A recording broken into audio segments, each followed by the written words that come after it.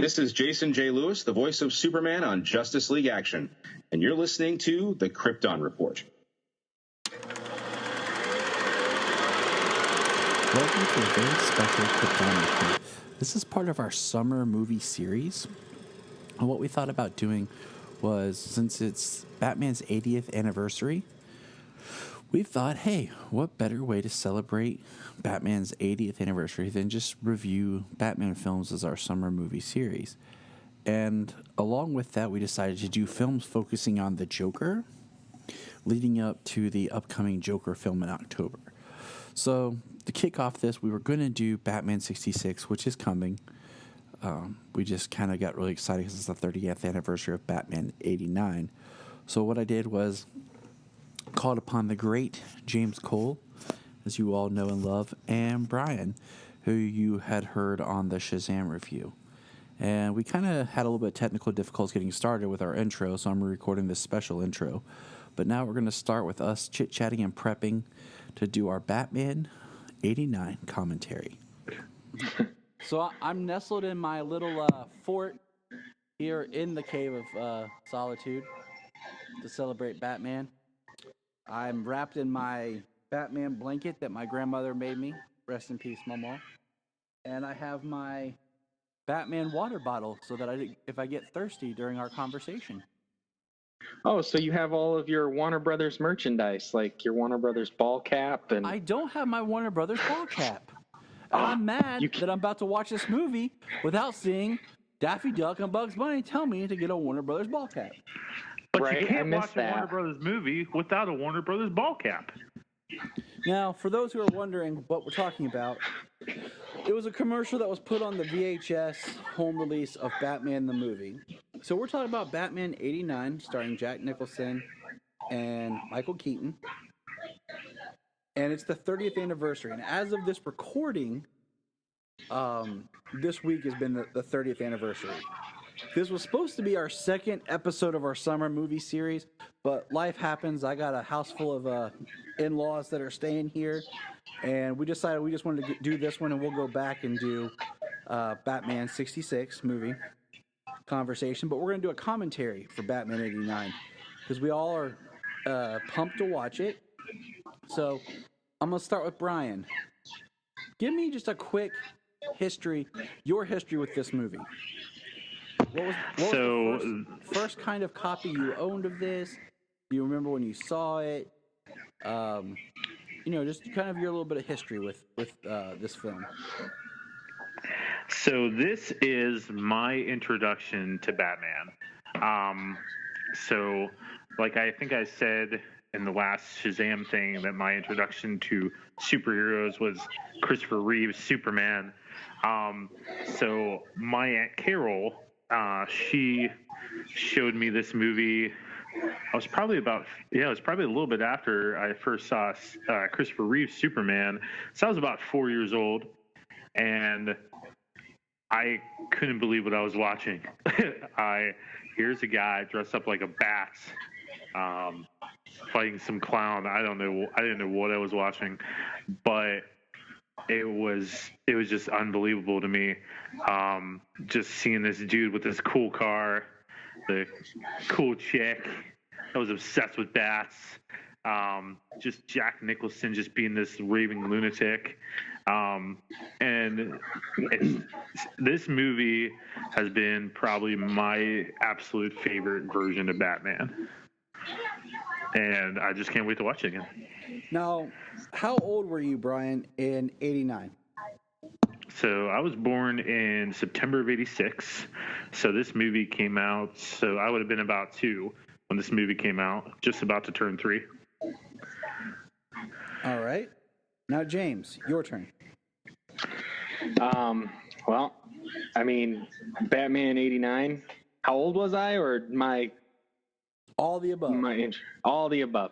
Okay, well, in 1989, I was, at this time when the movie came out, I was 3 years old, going to be 4 in a month. So... What a geezer. Yeah. So, I mean, my introduction to Batman was the Adam West show. I mean, basically, I don't remember a time I didn't know Batman.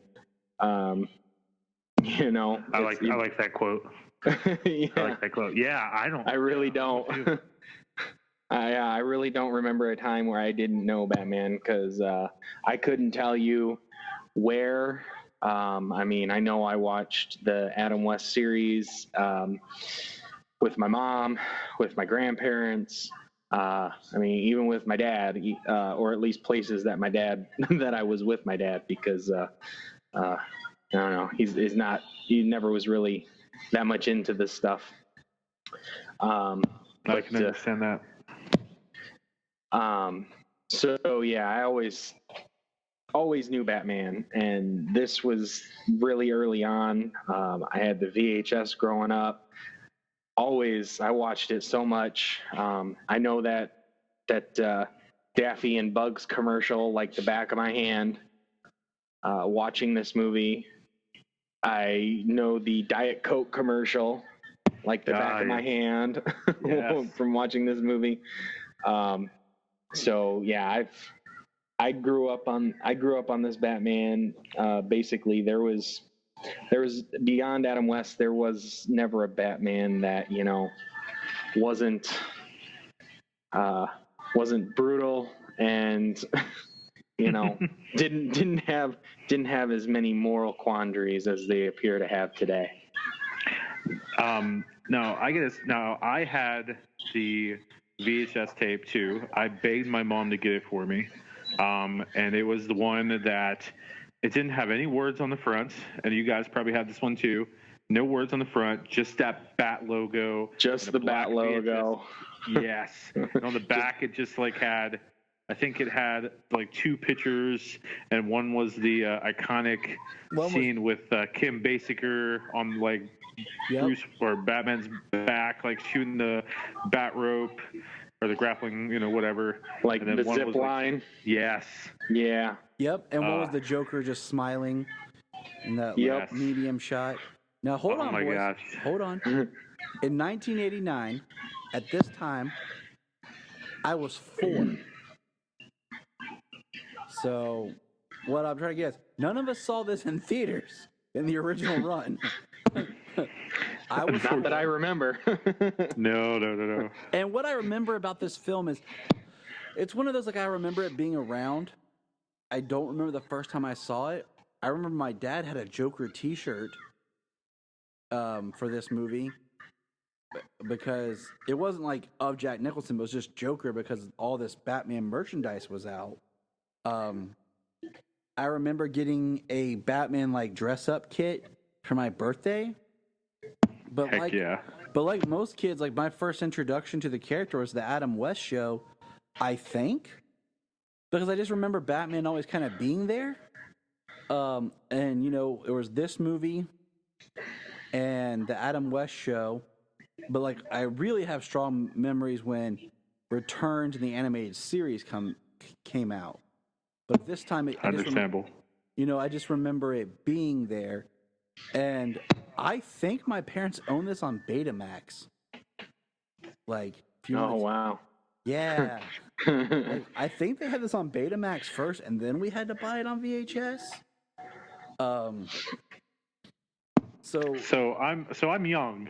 I'm a little younger than you geezers. What is Betamax? Dude, you're a year younger. That's not even, by this time in our life, we're not 15. I'm just kidding. I know what Betamax is. We're not when you're 16, you're dude. I was saying Betamax was old when we were this young. Yes.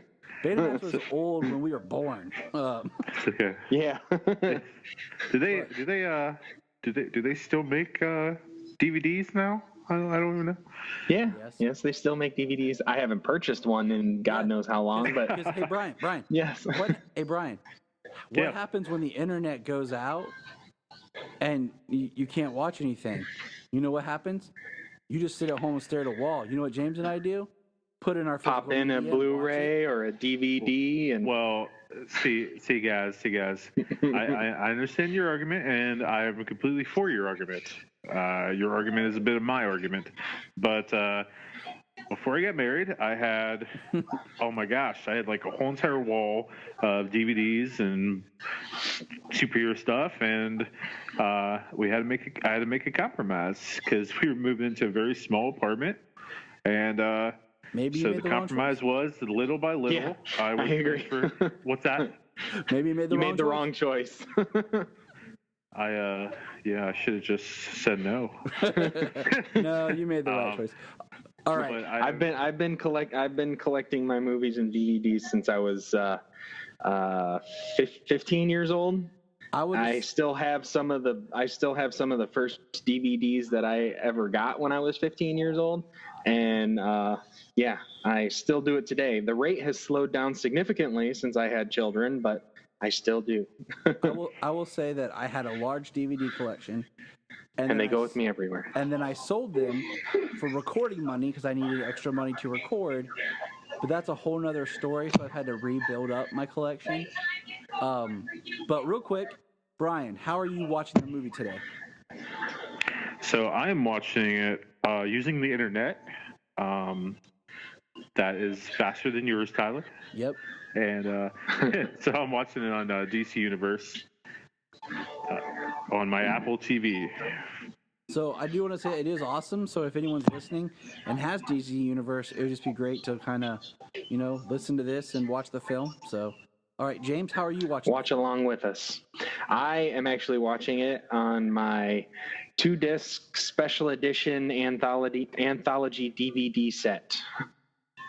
And I have not upgraded to Blu-ray or 4K yet, and now that Batman is out on 4K, I might as well just wait for the upgrade till I get 4K player and TV, and then I will get the Batman anthology in 4K. Did they release all of them together? I can't remember because I do not know. Yeah. I would assume. Yes. Okay. So a couple weeks ago, they released them all in a big set. Yeah.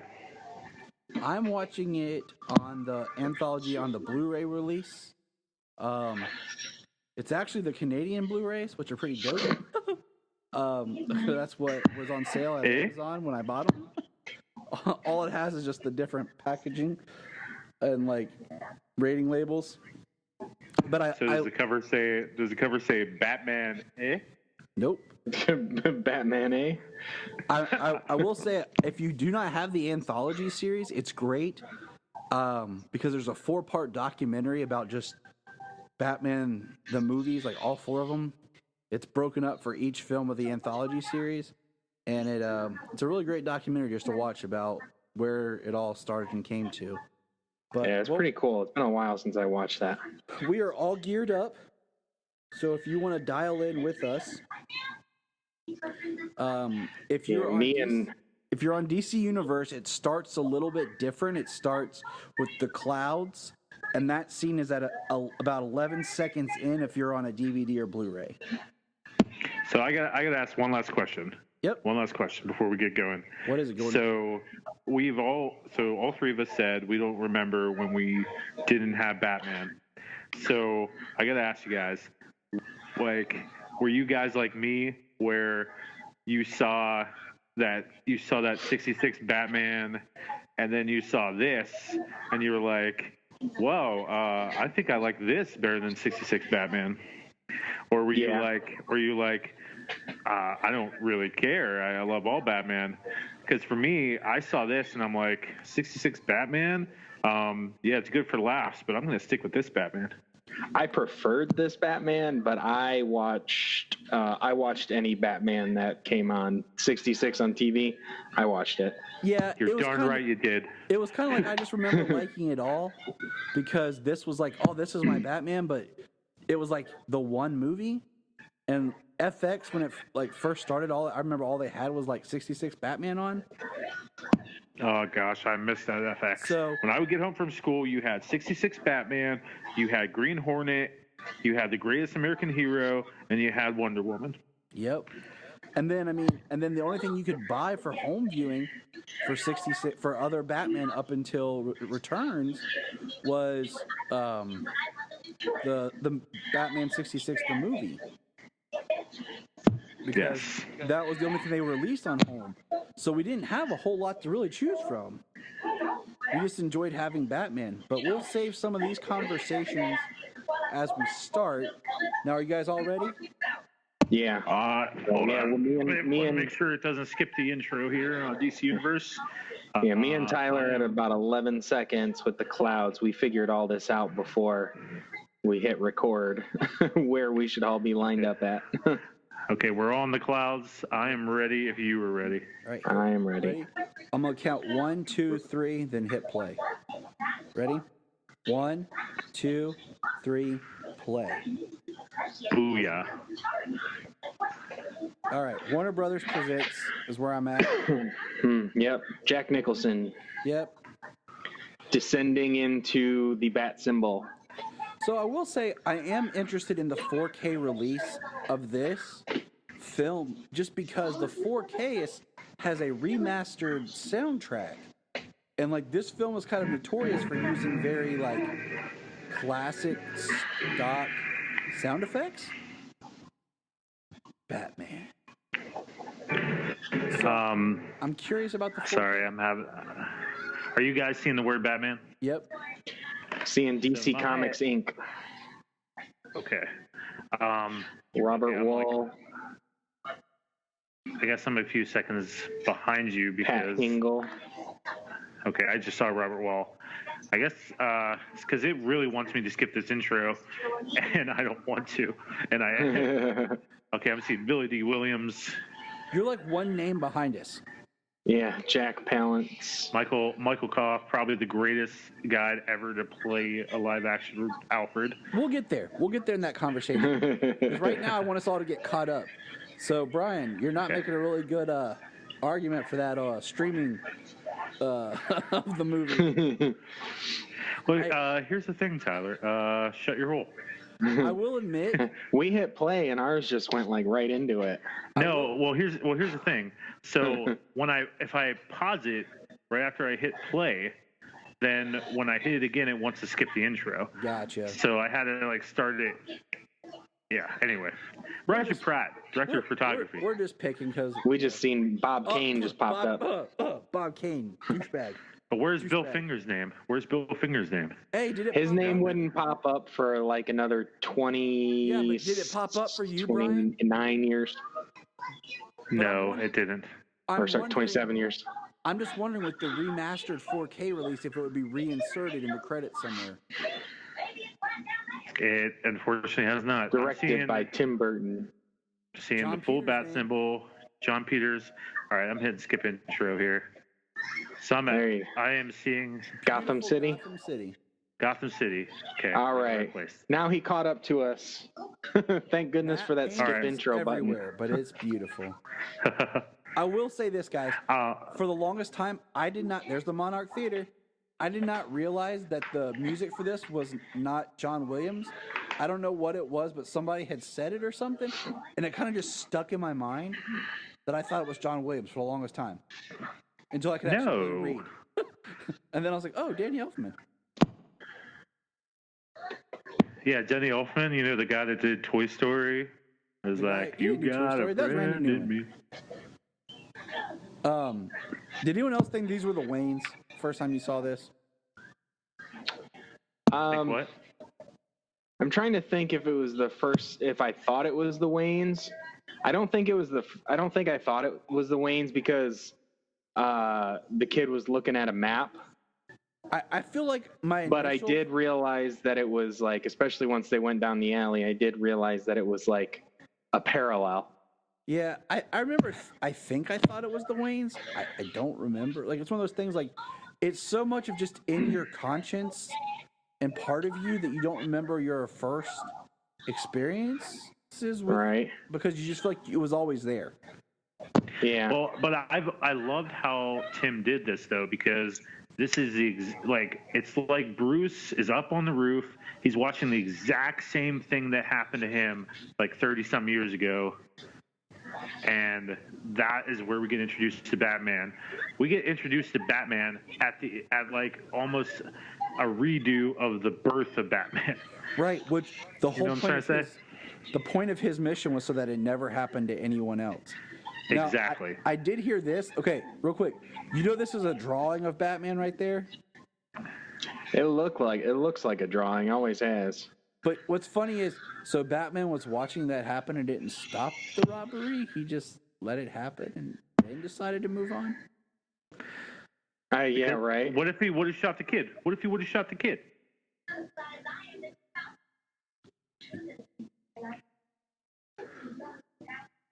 Good old. These guys. So just to make sure we're on the right spot. You're seeing, I don't know, whatever happened to Johnny Gobbs. Yeah. Okay. No big loss, no man. No big loss. Ain't what I heard. Ain't what I heard at all. I heard that the bat got him. Oh man. This guy. It's funny how these guys look like Chili Coffee residents here sometimes. Oh, I love it. I love how it's silhouetted. His descendant. Oh my gosh. For me, it doesn't get any better than that right there. Him just coming down slowly. Yeah, definitely in the Tim Burton movie here, especially with the limited the limited movement, the limited range of movement that Keaton had and the stunt double had in the suit. It certainly is about the imagery. There he is. Look at that. Oh my gosh, that's absolutely terrifying. Yeah, the huge silhouette with the big cape and the point from the ears and everything. And just this, I mean, how he just stands up and he's slightly out of focus and just brings the hands up and down and like he really wants you to know he's a bat. Yeah, he wants you to be afraid of him. Then there's the batarang. Oh my gosh. You know, this ain't no Adam West. He wants you to be afraid of him. He's not just going to beat you up. He wants you to be afraid. Hey man. No. Hey man, let's just drink some orange juice. Let's dance. Here we go. Don't kill me. Don't kill me, man. Tell all your friends about me. What are you? I'm Batman. I do like the ears to this cowl. Yeah. I love the whole suit. Oh yeah, the whole suit is amazing, except for the little extra points on the bat symbol. Thank you. Okay, exactly. So it's like they put the legs. It's like they put the legs in there. So this movie. Yeah, but in Batman Returns, they throw it away. They get rid of it. If you think about it, this movie and Batman Begins both have an emblem on their chest that's not the bat emblem that's used in all of its advertising, marketing, and anything else. Nope. Now, do you know about his boots that he wore? No, what about them? They were black? They were Nike cross trainers with like something special over top to look. Oh, really? Like. I did not know that.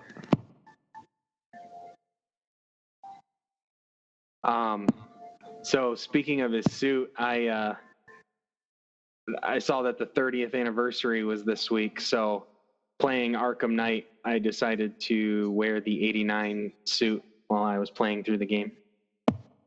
I'm proud of you. That is my go-to suit, man. Okay, so here's another question. Keaton has a great Batman voice. Just the way he does Batman and Bruce Wayne. That's because he's from Pittsburgh, and when you're from Pittsburgh, you're perfect, just like me. Oh, okay. What, James? Is Bryan cutting out? I think we lost Bryan. Yeah, I don't hear him anymore. Oh, hey guys, did I lose you? Oh, he is here. Shucks. What is your favorite Batman voice? We're talking just live action here. Throughout anything, we will not comment on animation because that's another conversation for another day. Say Kevin Conroy. No, I would probably have to go with, as a Batman voice, like I would have to go with Keaton. Because definitely Bale goes. I mean, Bale definitely makes it so there's no like voice recognition. Like you couldn't mistake him. Why you want to kill me? Why do you want to kill me? But I mean, I do like the modulator that is used in with Ben Affleck's version. Yeah. Because definitely these days you would think with the technology, the money that he has, that a voice modulator would be really easy for him to be able to mask his voice and like there wouldn't be an issue. You know, he could just talk. He could do what he needed to do without going to a point where he's got to like choke and cough and because he's doing that voice. What do you call it? It's also scarier. Yeah. Batman wouldn't be intimidating his first year if he's trying to do a Batman voice and he's trying to scare you. Here's Knox. Because he's hurting his throat. Knox, a character that has no real impact and is not from the comics, with a detective who's not from the comics, who's like a mixture of Bullock and a creeper. That detective looks Bullock exactly and like my Flass. dad. Yeah. He's like a mixture of Bullock and Flass because he's corrupt. He's dirty, but like Bullock is, you know, he knows what the job is, but he's not dirty per se. Yeah, he's a dirty person, as in maybe he should bathe more. Yeah, right. But like Flass, he's definitely dirty, you know.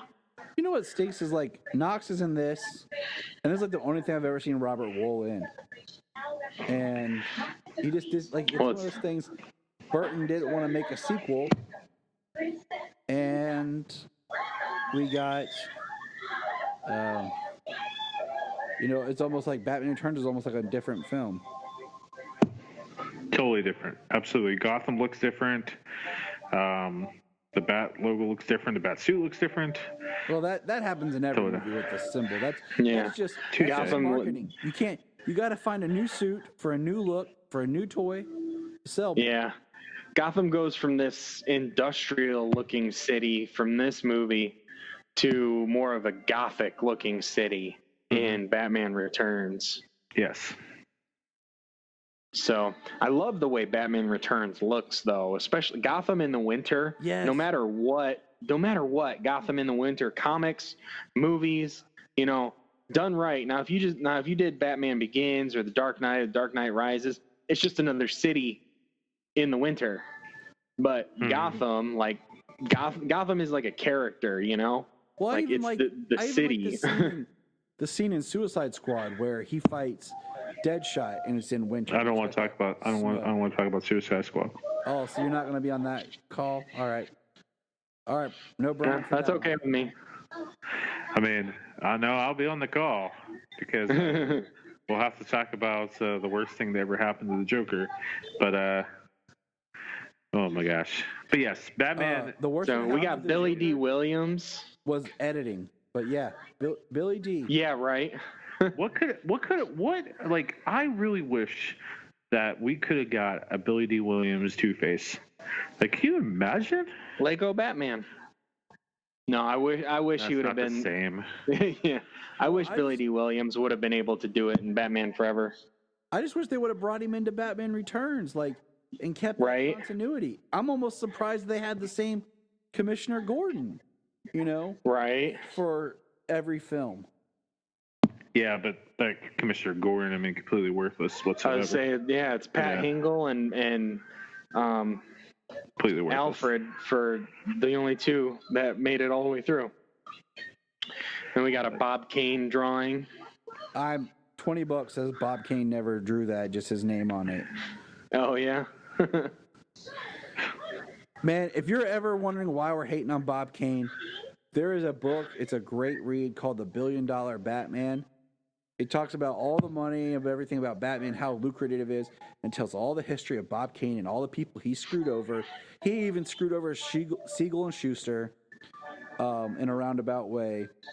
And he sure did. It is it's a very interesting and sad story. I've never read the book. I've only watched the documentary that they have on Hulu. Yes, and if you have Hulu, definitely watch the Bill Finger documentary. That's on there. Now, Vicky Vale. Is it Batman and Bill? Is that what it's called? I think so. Close. Right. Yeah, that's it. Vicky Vale. Now, I am not sure. Was she in the comics before this, or was she created for this? No, she came much later. I think that I know she's been introduced into the stories, you know, and stuff later, but Why not? Now the first girlfriend that Batman ever had in the comics was that Julie. Oh gosh, I forget her last name, Madison? but she was brought. Yes, she was brought into Batman and Robin. Yep. With George Clooney. That's the thing, is like Batman's never has, like, if you say, you know, the Flash and Iris or Lois and Clark or even Arthur and Mara, but Batman doesn't have that definitive woman next to him. Some people Vicky Vale. Yes, Vicky Vale, created by Bob Kane and Bill Finger. The character debuted in Batman number 49, October 1948. All right, no, Brian, look up Julie Madison. Go. Oh, you're gonna make me have to do some research here. Did you say Vicky Vale was introduced in Batman 49? Is that what you said? October 1948. Okay. My gosh, I mean, I like to consider myself a bit of a Batman historian here. Flabbergasted. I am flabbergasted. I can't even talk. Happy to be here. Here's something real quick.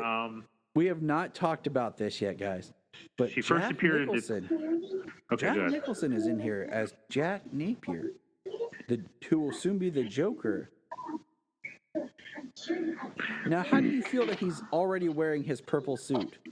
Like, you know, I heard somebody say, talking about this film, that, you know, the Joker wasn't much different than how Jack already was. Well, he was definitely more reserved before he became the Joker, for sure. Just because his style may not have gone out the window. Yeah.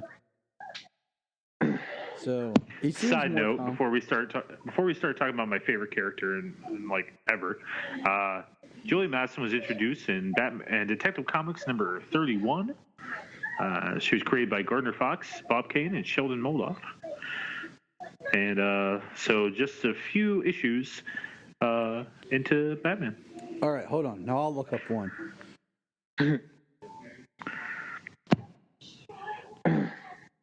Now, I don't know the actor who plays Boss Grissom. I know the actor. I don't know his name offhand. Yeah. But, you know, that guy is great. Jack Palance? Yes. What's funny is this came first, but I know him more when I think of him from City Slickers, even though that was there. Curly. Okay, so just for film discussion, Chase the Meridian, guy that plays Grissom is Jack Palance. Dr. Chase Meridian was created for Batman Forever. Just since we're talking about like the films and the girlfriends. That one I figured as much. Yeah. And then I would say just for the heck of it, look up Elle Macpherson's character. Well, she's Julie Madison. Batman and Robin. she's Julie Madison. Oh, okay. She was Julie Madison. Yeah. And then one that made it into the Gotham TV series, but never. The film was Silver St. Cloud. Silver, yeah. She premiered in June of '77, so that's comic book. Mm-hmm. But what about Vesper Fairchild? And we all know it's interesting, like in the comics in the '80s, in the '80s, or at this time, like how a millionaire or a billionaire would be. He's millionaire, especially by a journalist. I don't think he turns into a billionaire until the '90s, and I don't know if that ever transferred in film until Batman Begins. Wow, that's just inflation. Yeah, it is. Probably when we're old, he'll be trillionaire Bruce Wayne. Yeah. Because $1 million, what'll that get you? Not much. At that point. But it's still interesting that a millionaire, like the richest guy in Gotham, that the journalist wouldn't know who he was. Oh, like how Clark Kent didn't know who he was in Batman versus Superman? Yeah, but I don't know. I mean, even then, like, there's a lot of rich people who live in big cities. Do you know all of them? Like, even I mean, he did it. He did approach him, Bruce Wayne, to ask him a question. So, but this is a great. I'm trying to think offhand if in Batman versus Superman. Oh yeah, as he's getting out of the car. Yeah. Yep. Who's that? If someone said, Tyler, who's a billionaire? I'd be like, Bill Gates. Yeah, I was gonna say unless it was like maybe a couple of people like Elon Musk, Bill Gates, maybe one other billionaire. I mean, if they drove up and got out of the car, I wouldn't know who they were. All I gotta say is, and that's in an era of social media. If Clark Kent is investigating Gotham and into this Batman situation, somewhere in that investigation, that name Bruce Wayne would have popped up. That's all I'm saying. Well, how far is his investigation? A day? 2? Hey, look, this is a great scene. This is Superman. Because it has one of my favorite lines. We're not talking about Batman. 89. Check this out. This is being King of the Wicker People. I don't know why. That's a pretty wild one. As a kid. Yeah, okay, back to this movie. What's important? I always loved this room because I bought it in Japan. Who are you? Bruce Wayne. Are you sure? Here's my thing with Michael Keaton, okay? As Bruce Wayne and Batman. Well, we'll say Bruce Wayne. I like him, but I don't know if I like his Bruce Wayne. But I like him and what he's doing. If that makes sense. It's like, man, I really like you. I don't really know if you're the character, but I just really like you. You know what? Kind of thinking about it, I'd heard that before. How his Bruce Wayne is like an introvert. He's socially awkward. Yeah. He would have spent a lot of time reserved. He wouldn't have developed his like playboy persona like right off the bat. You know what I mean? I think that I agree. I think we're in a time. I think we're in a time where he's really trying to figure out who he is and how he's going to balance this. Yeah, he knows he's Batman, but he also has to be Bruce Wayne and have somewhat of a public face. See, I've always thought of Batman and Bruce Wayne as like when he came back to Gotham, he had already like I don't know if I read this in a comic or if I just heard it, thought of it, or created it myself. I don't know. But kind of like he created the character of Bruce Wayne. He had studied acting, and had, personified the Batman character and also created the Bruce Wayne character. So when he came back, he knew how to act in both senses. But yeah, that certainly. But it's also hard because I wasn't reading Batman comics at this time. I'm well versed in the comics since, now well, you should have been before then. But, at that time, and I feel like, and we'll get into this one with the Joker as we progress. It's not a bad version. There's nothing wrong with it. I love how he's got the security all over his house. I always loved how those cameras look. Like how those little TVs look. Yeah. With VHS. His back computer is so cool in this. Now, did you? I love this Batcave. Did either of you have any of the toys? Like, we know the toys came kind of later, but did anybody have any toys from this?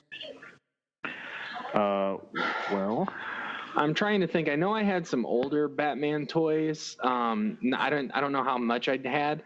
I know I had the Batman. I'm pretty sure the Batman Returns, the Batman glider. Okay, hold on. You said the R word. We're just talking this one. You said the Returns. Yeah. Because that's a whole nother story. So, but with this one, like I had I was going into most of the toys I know that I had were from Forever and Batman and Robin. Yeah, me too. So, I had one. But that's what those movies were made for. I had one toy from this, and it was because they like repackaged some of the superhero, what are they called, the super figures. They like repainted and repackaged them with like box cards and stuff for this movie, but it was a black Batman, and his belt, he had the yellow belt. His whole belt came off like a grappler hook. That was the only toy I had from this, other than like the dress-up suit. You know what? Yep, that sounds familiar. That's the one I had. It had like the front buckle would reach out and be able to grapple him. I had that one, and then I also did have the Jack Nicholson Joker, and he was like in a full suit with a top hat and stuff. Here we go. Yes. Now, isn't it interesting though in this that it's Access Chemicals? Oh yeah. Yeah, that's what I. To me, it was always Access Chemicals until I saw that it was Ace Chemicals because of this movie. Yeah. Yeah, I never thought of that. Access Chemicals. I never thought of that till now.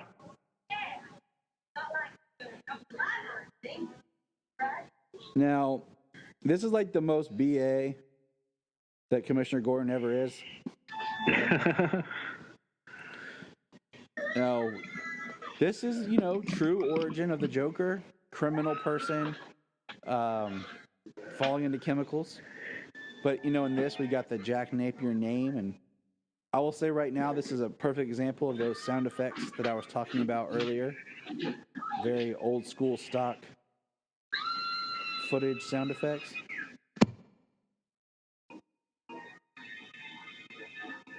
And there's Batman. So I love like that scene right that.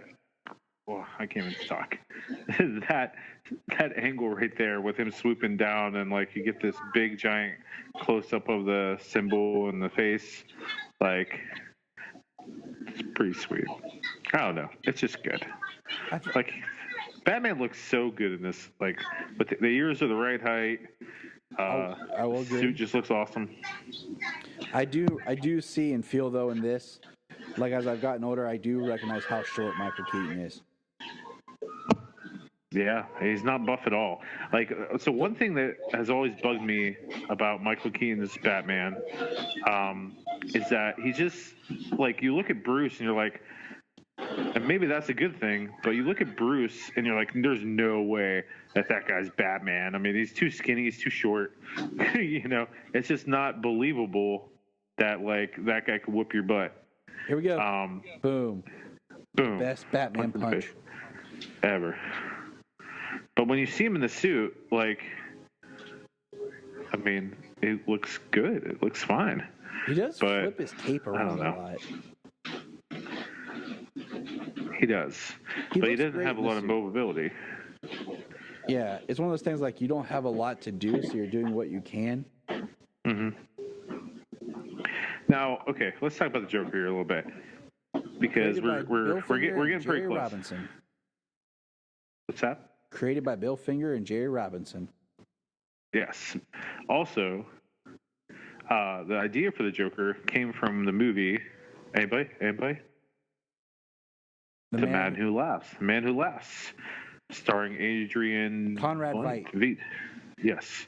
Conrad Veidt. My bad. Based on a novel by Victor Hugo. The novel is extremely sad and depressing. So is the film. Oh, gosh, it is. I mean, what's crazy is the Joker really was a dark character when he first started in those early stories. He was, I mean, yeah, the first story. Now, the first story was actually adapted into The Dark Knight a little bit with him killing all these officials and you not knowing how the death is coming. So that one death with the commissioner, whatever, drinking the drink, like that was from that original Joker story, actually. Eckhart reminds me of my ex-brother-in-law. Now, okay, we gotta bring this up here. Okay. Like when they're doing these close-ups here of Michael Keaton Batman, like his eyes are looking very weird. Like when they do him swooping down, his face looks totally different than it does here. Here we go. And the Joker's falling. Splash. We got a great shot. Like, I love the idea of like how his face got jacked up for the ricochet. Yes.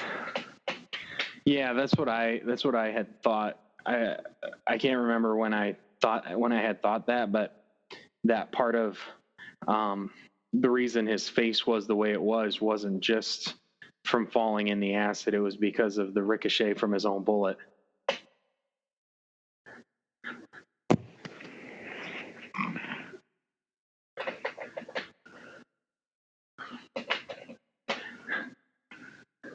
Access. And there's Batman. Like, where did he go? And did they not try and get a roof access or anything? How did the Joker go and? That's a straight up glove out of the hand from the Killing Joke. Now the Killing Joke had been printed at the time of this and was an inspiration. And I would like to think that it's without a doubt this movie would not have happened or been made if it wasn't for Frank Miller's The Dark Knight Returns and The Killing Joke by Alan Moore. I don't think it would have happened. Not at all.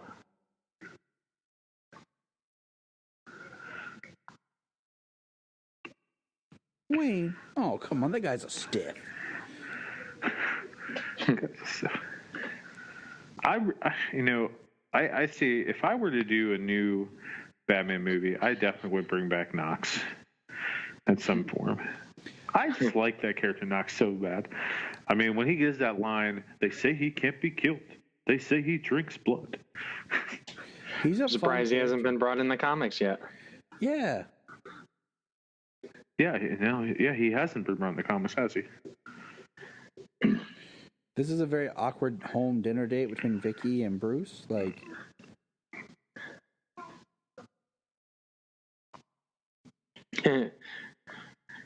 When you have to get up and walk the salt across the table, across the room.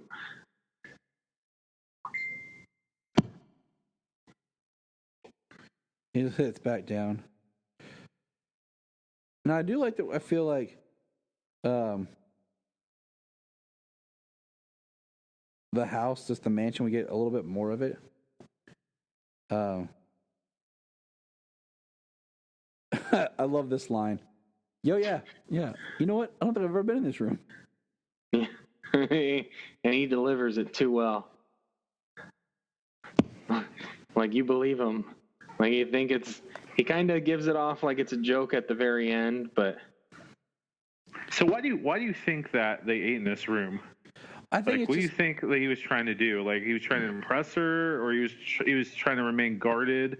He didn't know what she was like?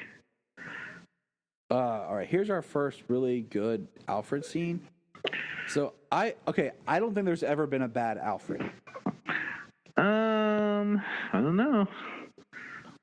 Okay, Ian Abercrombie was a horrible Alfred. Okay. That was a bad Alfred. But which one was he in? I can't remember. Oh yeah, touche. That's right. But as far as film and even Gotham the TV series, I don't think there's ever been a bad Alfred. Yeah, but okay. But do you think Alfred should just be this guy that was just a friend of the family with the butler, and he's just the father figure to Bruce? Or do you think Alfred needs to be this ex-Marine that is tough as nails and all this stuff?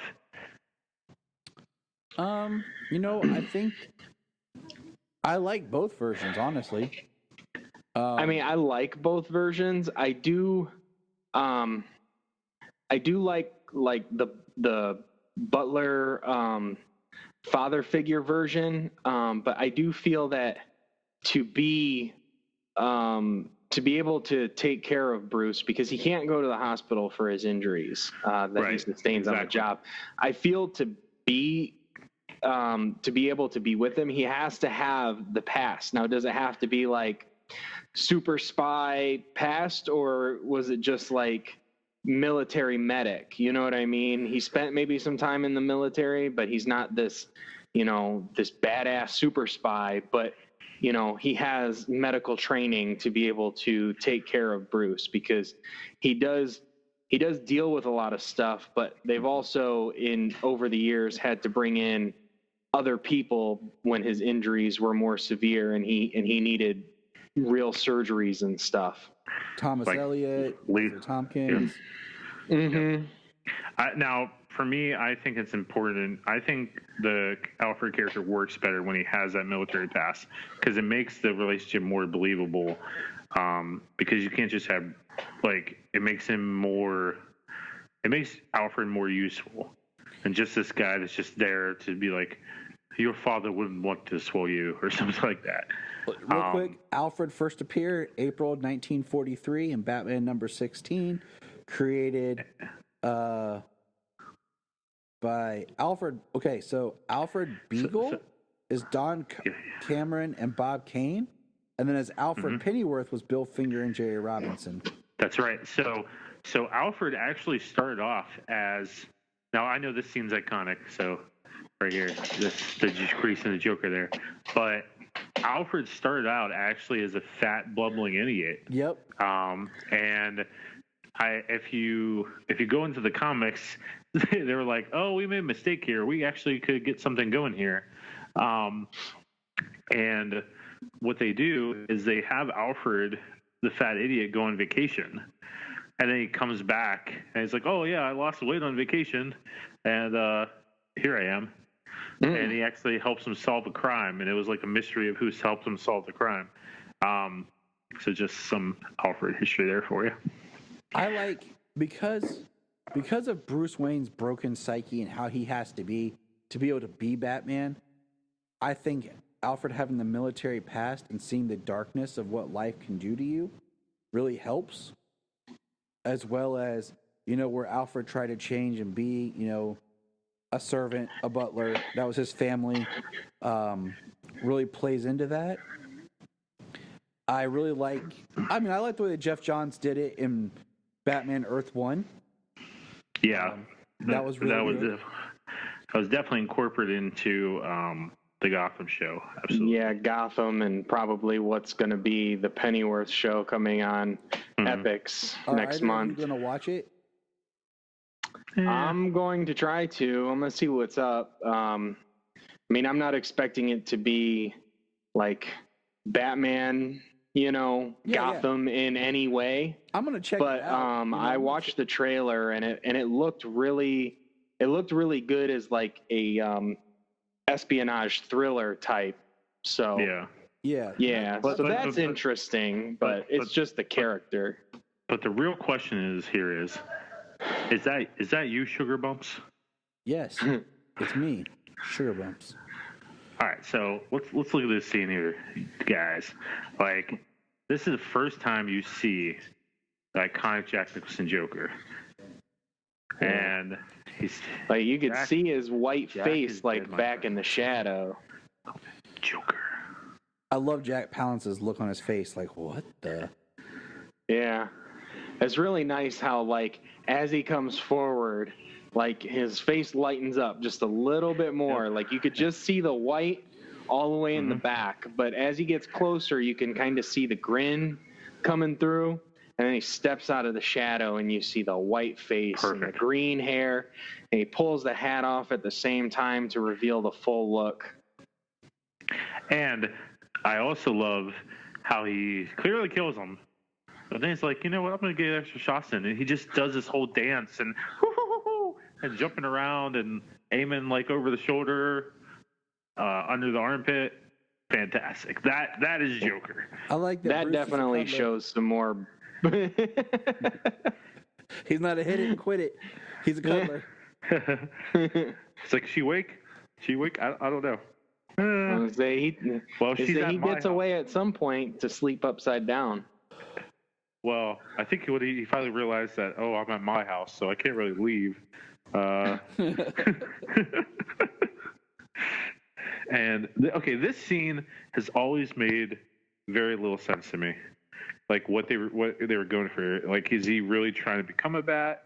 It just doesn't make any sense to me. Was he working? I never liked. Yeah, I never liked that scene. I never did.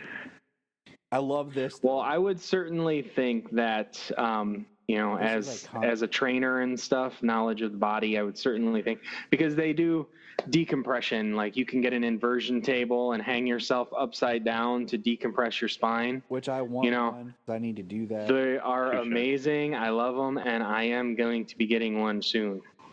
Here we go. Hold on. Maybe I need to get one. Here we go. The way they get a load of me. Boop. Boop. Boop. Boop. All right. Question. What's amazing is that's just Jack Nicholson. Yeah. And I think it's not a character he's playing. It's just him. And I think that's somewhat of my issue. I feel like that's somewhat of my issue with the character.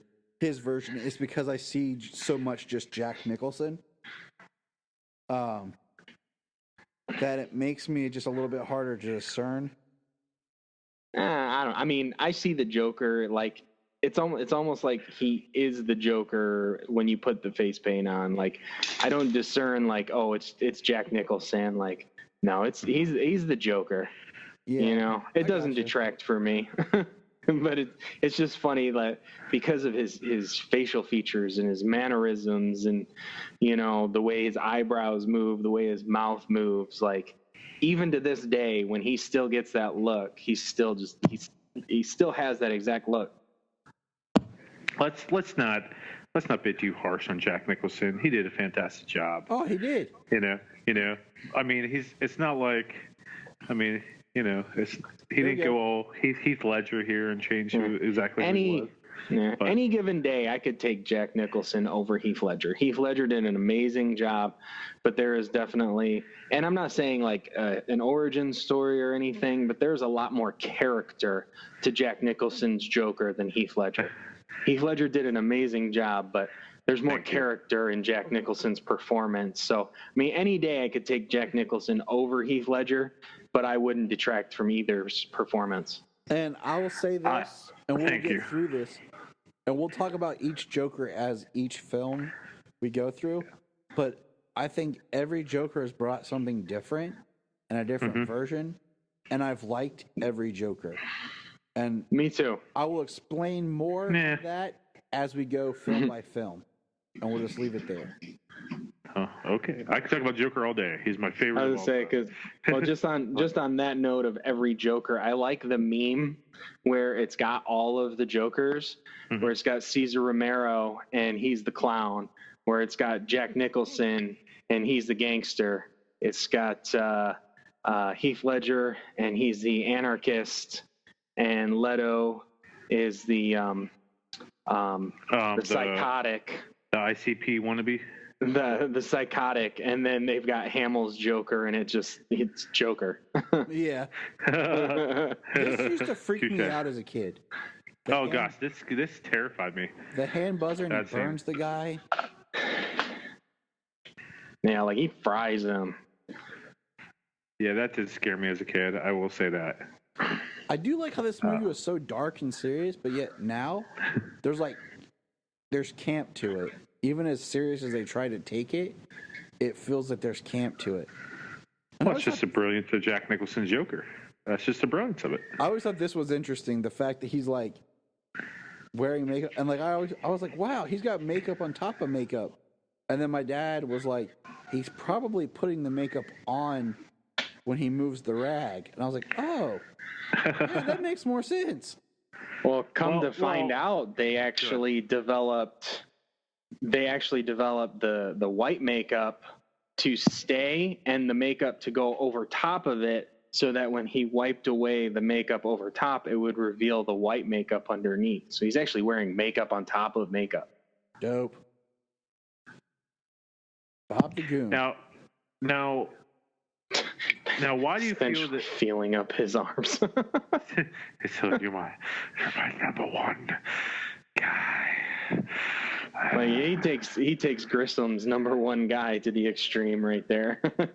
Well, see, I always like to think that, with everything else, the Joker's mind was also affected by the chemicals. So just not only his psychotic, of course it was, but the chemicals themselves. And looking at it from just this film, just where he's going with the Joker.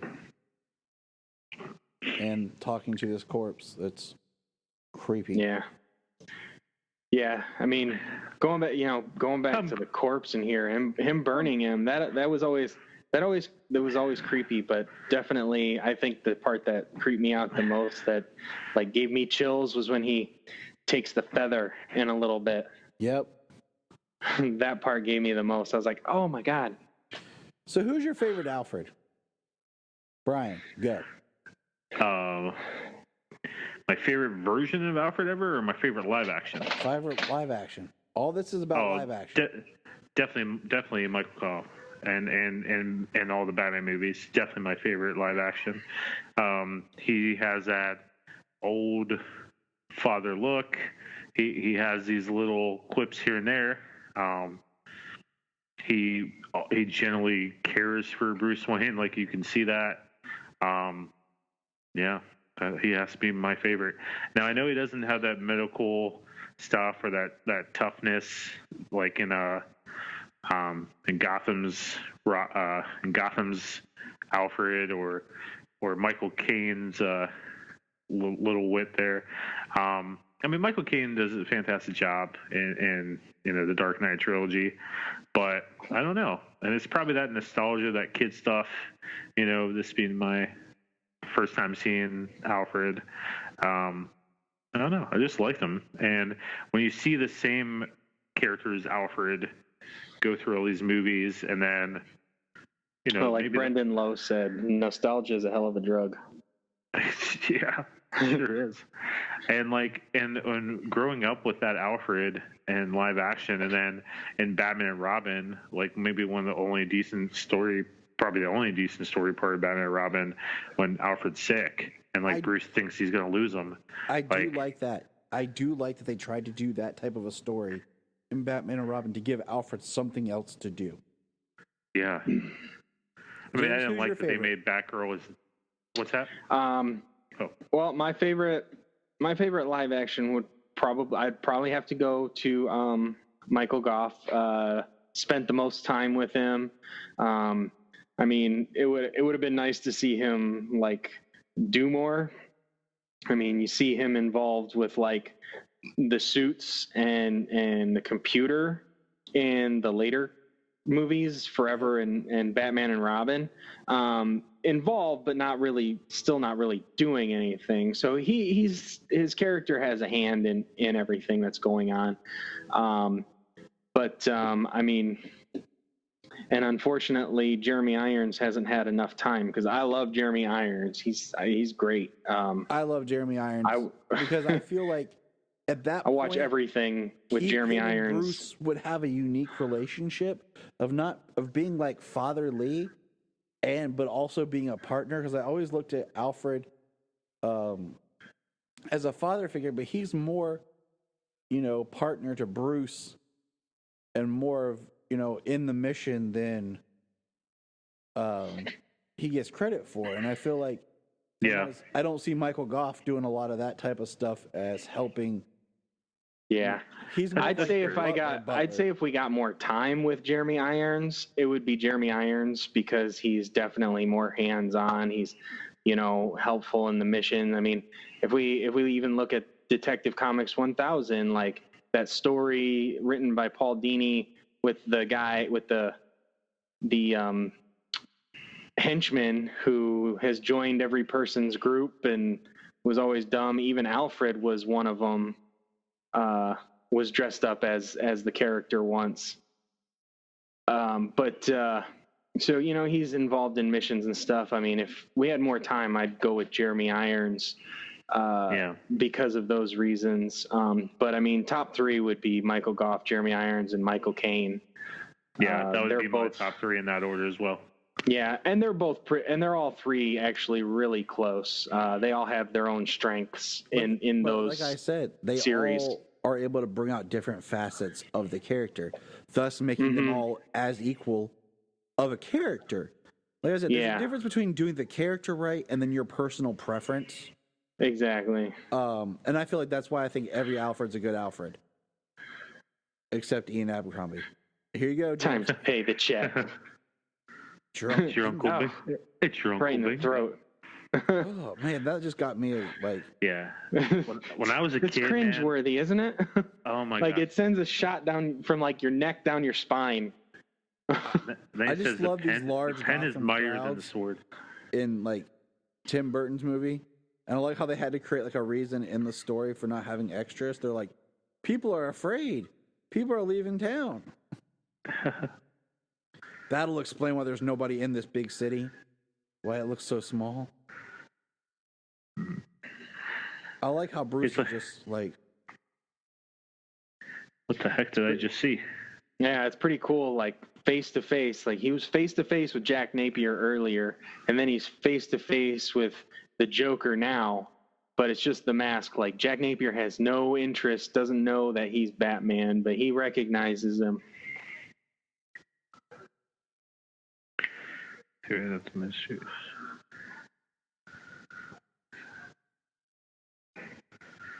I love this scene. Love this scene. I love his underground lair here. what kind of Batman. Like he's got it decorated. Batman. Like he's Someone tell me what kind of world we live in when a man dressed up as a bat gets all my press. right. Just killed somebody in front of City Hall and shot up the place. And people are talking about the Batman sticker. This town needs an enema. I used to have that as a bumper sticker. See, Nice. that's why Alfred's the best right there. That's why Alfred's the best. He pours him a glass of water before he even asks. Boom. Best Alfred. He knows. I love this line. Alfred, why don't you marry her? Why doesn't he? That's Kim Basinger. I don't know why. We didn't get to comment on the six is good. Yeah, six Right. line. Oh, yes. And I mean, how many bottles in a case of wine? I mean, you're probably ranging anywhere from like 6 to 12 bottles probably per case. Right there. I found Jack Napier still alive. How do you feel about... All right, so this will probably take more time to talk. But how do you feel about the idea that it was Jack that killed the Waynes? Well, I wasn't going to start talking about that until this scene comes up. Well, I figure we're going to talk. We'll be talking about it until it comes up. That's the thing is like, might as well kickstart it because I hate it.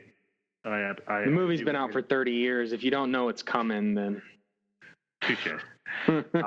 Yeah, I never liked that. I mean, as a kid, I mean, it made sense to me, but I as an adult, I don't like it. I think what makes the Joker such an amazing villain, I mean, the best villain ever, is that through all these, 80 some years, we never have fully known who he is and where he comes from. I mean, we've had theories of he's Bruce's half brother, or I'm sorry, he's the brother that supposedly, Martha had lost, but didn't really lose. That he's Bruce's half brother. That he's this comedian that failed. So many different theories, or that he's this immortal entity of chaos. So many different theories, but when you make him the one that killed Bruce's parents, I think you're really doing the Joker injustice. And I've always liked it that it was Joe Chill, and I like how they brought up. I think it was in DC Comics 1000 where they show that Bruce took the bullet that killed his parents and made it into the bat symbol, made it into that body armor. The gun, yeah. And I thought that was an amazing touch, and that was just great. But I mean, I see why Tim did it in this movie. He was trying for this full circle. Yeah. I made you, you made me thing. This creation, like evil creates good, good creates evil type thing. This duality thing. I understand it. But I still don't like it. I don't like it because, like you stated, I like the idea that it was random. There was nothing else behind it. It wasn't like, in some comics they tried to make it like there was a hit out on the Waynes. I like the randomness of Joe Chill and what that effect had. Well, I mean, not to interrupt you, but just randomness. I mean, it doesn't make it like a hit in this or anything. It still makes it a mugging, like a gangster like a young gangster committing a mugging. But yeah, but I mean, so it does kind of seem random, but it's just, but it brings it back to the fact person. that he created Batman, and then years later, Batman created the Joker. Right. And that's the thing I don't like that they are linked like that, because then it means, well, in some ways, in some stories, Batman stopping the Joker should be the completion of the circle. But the point of, Joe Chill being just a criminal that gets, in some stories he never got caught, some he got away, some Batman never learned who it was. And that always kind of left it open for him. I think had a heavier impact.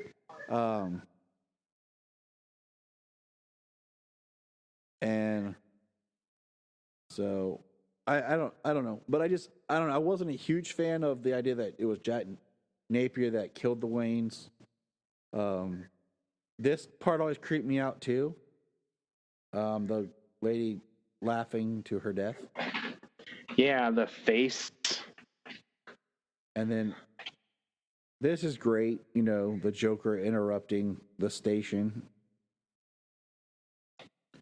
And I mean, I liked one thing I loved in the Killing Joke, the story and everything, is it gives you this whole origin about who the Joker is, what the Joker is. But then there's the line about that's one way he remembers it.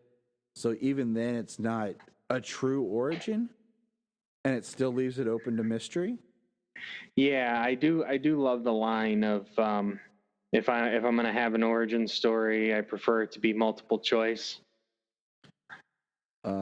So I think that's always fun to toy with because it makes the Joker scarier.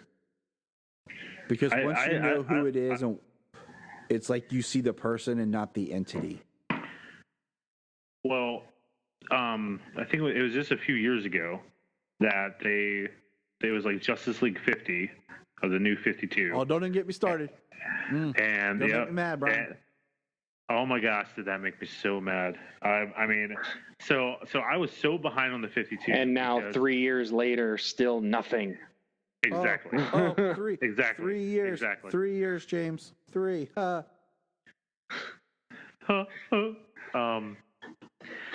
mean, I was so behind on comics because right about when I got married and we were like we did a lot of moving and stuff, for marriage. So I was catching up on the 52 and I was doing really good in it, following everything. And then I got married and we just got so busy all the time. So then I heard about that issue coming in and I was like, you're telling me that we're going to find out who the Joker is. And I, of course, being the big Joker fan, had to get that issue. And that's all we got. And then, like him sitting on the chair, this is the scariest scene ever. I know. TV personalities without their makeup on. Yeah, I mean, come on. It's the same thing with Doomsday Clock. And I won't even get started because that's a rabbit hole. But they tease something, and then here we are 3 years later, and it's not done. But yeah, man, that woman is scary. Oh, my gosh, that woman. Ugh. Yeah, I know, right? Is that my mother-in-law? Oh, good gosh. Good. I don't know. She doesn't look quite as bad as mine. I don't know. I haven't seen yours. Ex-mother-in-law. But I mean, back to the origin. I mean, it works for the movie. It's it's controversial. I do prefer the Joe Chill aspect, and I kind of prefer it. I kind of prefer it him not finding out who it was until years and years later. Yes. Because it gives him you know, that crime isn't that crime isn't faceless. It's everybody out there who does bad. Oh, that always creeped me out too. Alicia in the mask.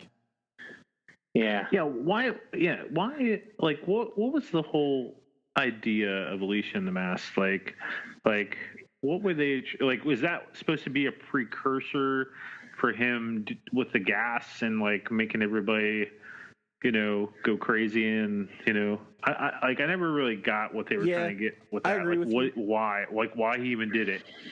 Oh, Yeah. Basically, the only thing is like headcanon is that it was his early attempts at what he does create as the chemicals that would change people, would make them laugh, would make them grin, that would kill them the way it does. That she's like, I don't know, an experiment to that fact. Because he says, he's an artist. Yeah, I never really liked it because I always thought it was just awkward and it didn't give us enough explanation or why all of a sudden he's all about her and that's what caused Grissom to betray him and then he just dumps her for Vicky. Yeah, I don't know. I mean, well, the Joker's going to do things on the fly, like. True. True. Like and maybe it's part of shedding the Jack identity and embracing the Joker. Yeah, part of the thing about this movie, is the couple of things. He's the gangster. He's this artist, quote unquote, and then his obsession with Batman and Vicky Vale. It's kind of like. It's kind of like random how much he just picks and chooses, or how much he obsesses about different things at different times. What would you have done if you were Vicky? Like you're seeing everyone die and you have the gas mask, and then it just stops. What would you do? I would take my gas mask off. And I'd either run or I'd take my mask off and fake dead. I would have ran. Like, oh, there's gas. People are dying. I have a gas mask. Yeah. I'm going gas mask over my face and let me get out of here. All right. So maybe. Oh, good. What are your feelings on pop music, like this Prince music right here? Like, there are only two Prince songs that I like: this song and the Trust song. That's it. I have never liked Prince. I will never like Prince. And I probably only like those two songs because the Joker's involved, and I love the Joker. I grew up listening to Prince, so him being on this being on this soundtrack, having the songs he does, and it's all good for me. I grew up listening to Prince, so. You poor kid. My I don't like pop music being in my films like this. Thank you. Because I feel like as soon as you do, it now dates the movie. Like so many of these films try to give a timeless or a classic feel. That's why I like classically styled scores. But as soon as you do like technology and like pop music, like when you focus so much on that, it dates it. And now I say basically beyond the music and that boombox, nothing else dates this movie. Right. They don't even wait. I kind of like this one, Bob. Even with the VHS cameras and stuff, I feel like they don't focus on it and fixate enough to make it dated. But yeah, like because the way the clothing is done and stuff, I like because it has this Art Deco, different time throwback style. But yeah, as soon as they like with the Prince music. So you feel that the fact that this was made, this came out in '89. Wish they would have had that. I wish I had that lighter. Me too. You go through butane real fast. Yep. Probably need something a little stronger. Crap. But do you feel like this movie wouldn't be Batman '89 if it didn't have the Prince music? The Prince music makes it Batman '89, not the fact that it came out in '89. I don't know because it's only until recently we started calling it Batman '89 because the first one's Batman the movie. Yeah. You know, and then this was Batman. And then Batman Returns and so on. And now we've kind of just like started throwing out Batman 89. It's like if somebody were to say Batman and they were talking about a movie, I'd automatically go to this one. They wouldn't have to differentiate Precisely. Batman 89. This is the only Batman movie. It's the only movie titled Batman. Which is interesting if you think Like about there's it. not even a movie titled Superman. Right. That's where I was going. You know, we have Superman, the movie, but there's no movie called Superman, which whenever they reboot or whatever, that should be the title, just Superman. But anyways. I agree. Well, that should have been that should have been the third movie in the trilogy that me and you discussed when I first started. Should have been Man of Steel, Man of Tomorrow, Superman. I could get behind that. Bob. I could get behind that. Yeah. You know, just like Jack, you said I could watch you improve the painting. I wish it had been like The Dark Knight Rises, The Dark Knight, and then the last film been like Legend of the Dark Knight. Because it's so weird that it's Batman Begins, The Dark Knight. Ooh, The Dark Knight Rises. No, the third movie should be called Nightfall. That's what it should have been called. Right. Should have just been called Nightfall. Well, yeah, I mean, Batman Begins, The Dark Knight. It's not Nightfall. Nightfall. It's a mixture of Nightfall, And No The Man's Dark Knight Land. I know. Returns, and No Man's Land. I know. But I don't Little know. The Dark song, Knight little Rises was just a dance. horrible title for me. Batman's And Dark Knight and Dark Knight Rises influence from the Dark Knight Returns is very little. It is. It is. It's basically the retirement part because he's been Batman for a year and a half and then he retired for 8 years. I'm going to say this. The Dark Knight Returns, I think I respect for what it did to bring back Batman and help make this movie possible, and just the idea of a darker, serious Batman. But I do think it's an overhyped, overrated book. Yep, it is. I've said You're my right. piece, but You're right. I don't It have is the overrated. connection to it. Here we go. I still find it completely enjoyable to read, hold on, and I hold didn't on, read hold it on, for a hold on, long hold on. time. Hold on. Batman's here. Now, where does he get those wonderful toys? I mean, come on, guys. Hold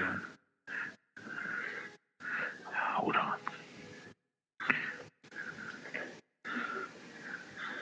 And I like that she threw water in his face and never mind. I love that he throws the smoke back in to mask their getaway when they leave. Which one? Yeah, that's conspicuous. Oh my gosh, seeing this car for the first time. Oh my gosh. That's fantastic. This is my favorite Batmobile. Yeah. This and then 1966 is close second, very, very close second. But there's just something about this Batmobile. I mean, I just Go on YouTube and watch Superpower Beatdown. In the very first episode, they race the 1989 Batmobile versus the 1966 Batmobile in a drag race. Ooh. I want to feel like I've seen that before or something like it. Like maybe it was an episode of Comic Book Men or something. Bat in the Sun, Superpower Beatdown is the first episode they did before they started doing character versus character battles. Well, I will have to watch it. Absolutely. Because oh my gosh. I don't know. It's just That Batmobile is so cool. It's so low to the ground, like you couldn't hit nothing. You couldn't go over like a speed bump. That's true. And with my fat butt, I mean, yeah, that car's not even moving when I get in. I like that it has a closed top. It is a two-seater. But this is my favorite Batmobile. My close second, like I love the 66, like as a practical, I could drive it around. But I love how they get in over the It's top. based on a Lincoln Futura. That's what the 66 Batmobile is, a Lincoln Futura. I mean, it's an actual car. This car is not an actual car. It was just made for this. Kind of somewhat based off a Corvette. Shields. I I don't like how it looks with the shields. That's my only complaint. It looks weird. Well, it doesn't look like you can penetrate, that's for sure. Like I That's said, what she said. I like the Affleck Batmobile because I feel like somebody took the idea of this one with the Tumbler and just blended them together. Mm-hmm. Because How much that you one weigh? just makes me feel like I could drive over everything and hit anything and keep going. Like nothing would ever hurt me. Yeah. The Tumbler is just the Tumbler. Notice how we call it the Tumbler and never the Batmobile. Because I don't like that quote-unquote Batmobile. I never liked the Tumbler. Not whatsoever. That's not a Batmobile. It's a tank. It's stupid. I'm sorry. The end. I mean, I thought it was interesting. It's definitely not my favorite Batmobile, as it were. I mean, the fact that it didn't Why didn't they go into any type of production or anything like that, but anybody who was involved with the got no wallet. everybody who was involved with the development of it or the military contracting that never went through. I mean, anybody who knew of it would know that it came from Wayne Enterprises. Right, exactly. I mean, I know that they were trying to put in realism, like how he got the grappler and the body armor and for spelunking and, the paragliding thing of the capes and all this stuff. And I understand, that a tank makes sense, but I don't know. I never really liked it. Right. Well, I mean, from the tank aspect, I mean, that could have kind of come from the idea from Batman Returns as well, whereas the Batmobile in that, because they don't reference any other Batmobile or vehicle or anything besides the tank in that. And he says that Dick called that a Batmobile. So, I mean, the idea could be sound, True. Hey, do you think that kick to the face of the guy with the swords, do you think the kick to the face was kind of like an Indiana Jones callback there? Where he just shot the guy? Yes. I mean, it could be. It definitely could be. I mean, I wouldn't say that it's indie or Batman specific, a one hit and drop somebody, but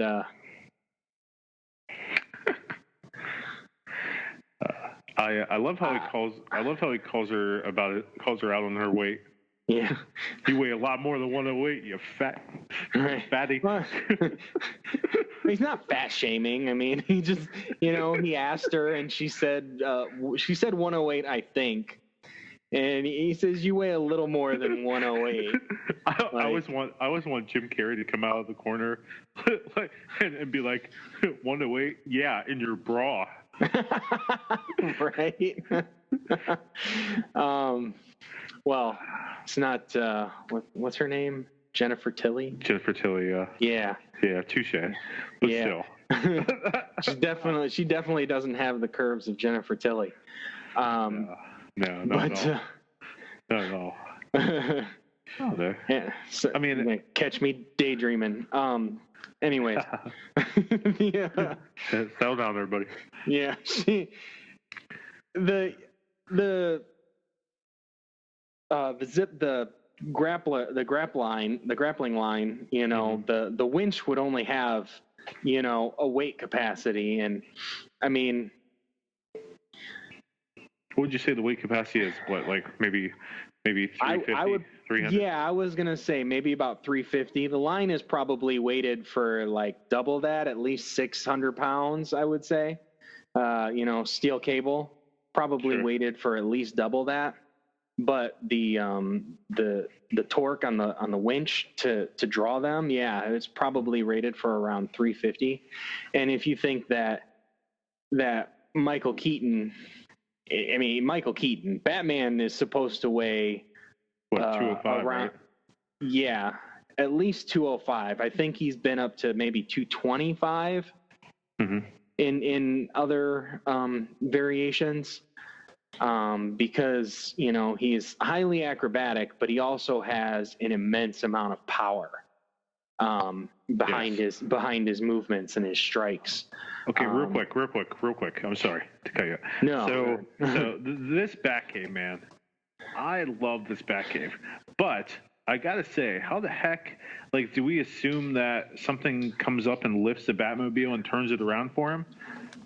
Yeah. Like, I guess we gotta assume that. Yes. Yeah. Yeah, this cave looks awesome though. It's a full-on cave, but it's also been adapted for his means, where you don't get that until Dark Knight Rises, and it's still very little. I will always love the 66 Batcave, but that's for another story. Where everything's labeled the Bat this or that. Bat computer. I always love the two poles, going down the poles. I mean, how many of us as a kid? Yeah. Oh yeah. Keeping his face in shadow, just showing the mask. A lot of people think you're as dangerous as a Joker, and then here you go again. What people?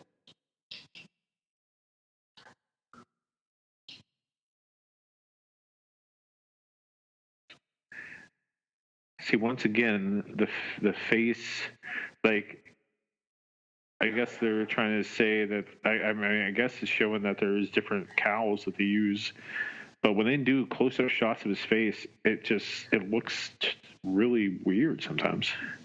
The cowl is shaped weird around his eyes. I think it's, with the shadow and everything, it's still about the imagery in this movie, like in a lot of Batman comics, especially after The Dark Knight Returns. I'm not sure about before that with the camp and stuff like that, but especially after The Dark Knight Returns, it's just the face in shadow, the white eyes, and the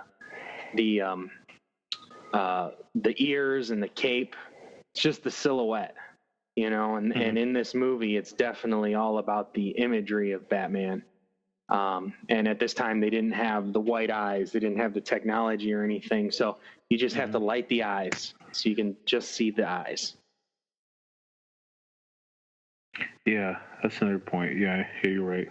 They didn't go and give him these white eyes and stuff. I think the close-up that looks the best is probably Christian Bale's Batman. My favorite costume so far, my favorite bat suit so far, and cowl and all, is Ben Affleck's from BVS. The gray costume, the black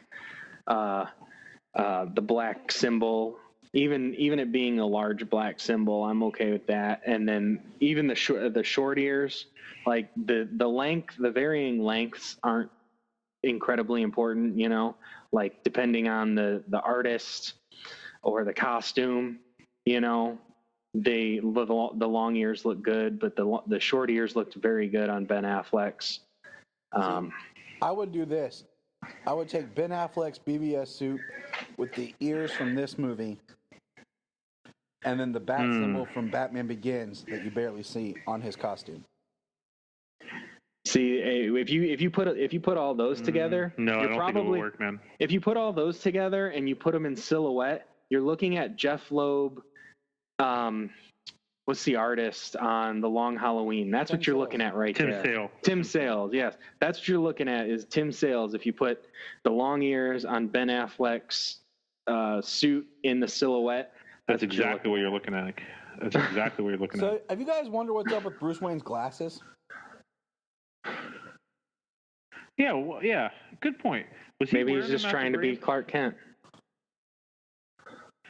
I think he was just wearing them at the grave, and then this. He was wearing sunglasses in the alley, in the Batcave. So it's not like it's just reading. Like he's worn them a couple times. It's like, why? Somebody said a nearsighted Batman. I think he's farsighted. He can see far, but he needs them to read.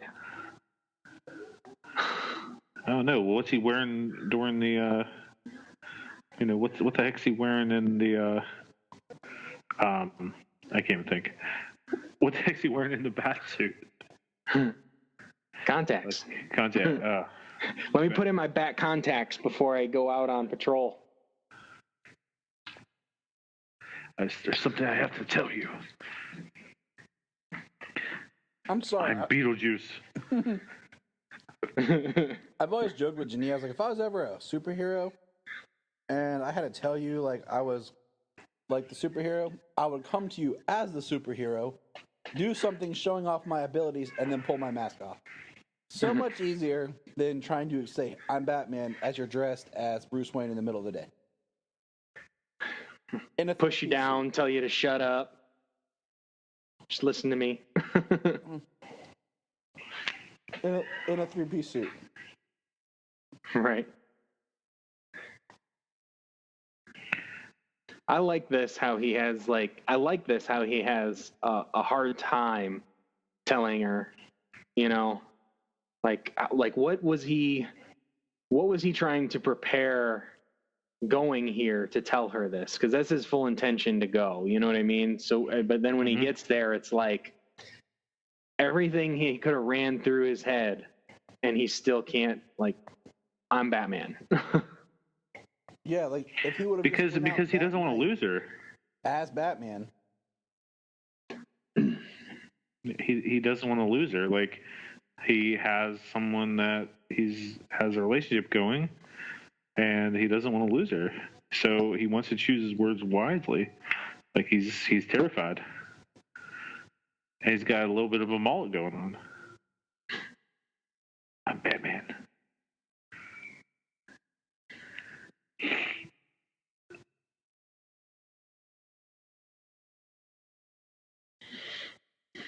Now, I love how that's a nice green silk shirt though. Yes, that is comfortable. I would rock that. Comfortable. I would rock that suit. I love how this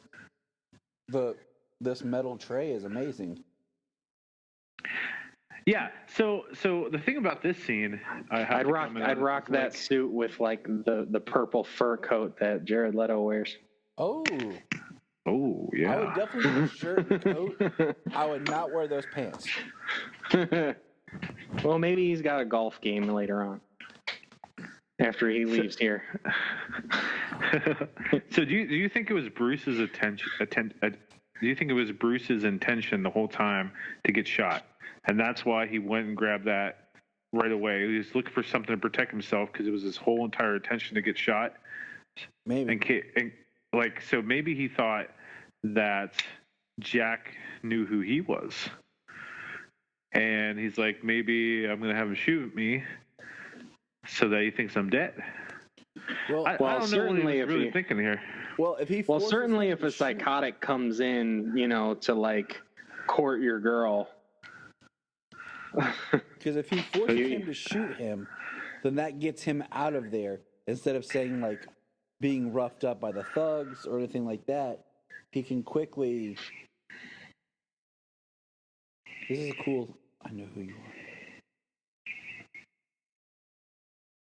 It's a cool line. Let me tell you about this guy I know, Jack.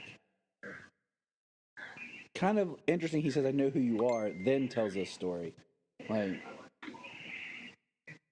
I like him already. You know the problem? I love those Joker gang jackets, man. I want one. I like how he's all about labeling. Like, you know, marketing, branding. He's like, Joker car, Joker logo on the jackets. Love it. There's 2 feet in front of him. Now, Bryan, just remember, you can't make an omelet without breaking some eggs. Well, sure you can if you use like box eggs. Well, they're already broken. Never mind. You want to get nuts? Come on, let's get nuts. That's Beetlejuice. Full right Beetlejuice, yeah. Full Beetlejuice there. Here we go. Here's the line. You ever dance with the devil in the pale moonlight? See, now, you know, some people might have an issue with him getting shot and that tray actually stopping the bullet or not. Yep. I mean, it's a silver tray, but that's also a very small caliber bullet. Oh yeah. That is a tiny gun. Well, So would it kill him without that? Yes, but anything in the way with some sort of metal plating or some sort of armor, I mean, a book might stop that thing. Well, we know that the Joker has small guns that prove to be very powerful. He does. Yeah. He does. I mean, he could have shot him with a flag that says "bang," and then be like, that would have been. Oh, could he have please done it and then did it like in the Joker Returns? Exactly. Like bang, and then it comes out. Yeah, from Batman Beyond: Return of the Joker. He shoots it, and the flag comes out, and then he gets an evil look on his face, and then shoots it again, and it actually projectile and shoots the guy, kills him dead. My gosh, I haven't seen Return of the Joker in forever. The dead flowers. Hey. And Jack had so many good one-liners in this movie, you know, like way to get a load of me, you know, mirror, whatever. But never rub another man's rhubarb. Yeah. Love it. I'm gonna have to start using that when somebody does or uses something of mine. Oh, I use it all the time. Anytime anytime one of my friends like talks to my wife, I'm always like, never rub it up his rhubarb. You're right. I do think it's interesting here that like Knox is from Gotham, supposedly, and he doesn't know about the Wayne's murder. Right. That's the thing. Like, you can understand anybody from outside of Gotham not particularly knowing, and especially in a little bit of an older time like this, not particularly knowing like the death of the Waynes or who the millionaire Bruce Wayne is of this city. But yeah, Knox being from the city, being from Gotham, as we assume he is. I mean, he's at least been there for a long time. But you think being a journalist that, like one of the biggest stories in the last 20 years, unsolved story, unsolved mystery, unsolved. Yeah, murder. At this point, it is an unsolved case. Yeah, that the most influential people in the city were gunned down. Their son, the sole survivor, gunned down in front of them. Yeah, that'd still be a thing that that a lot of people would know from that city, in that city. I love what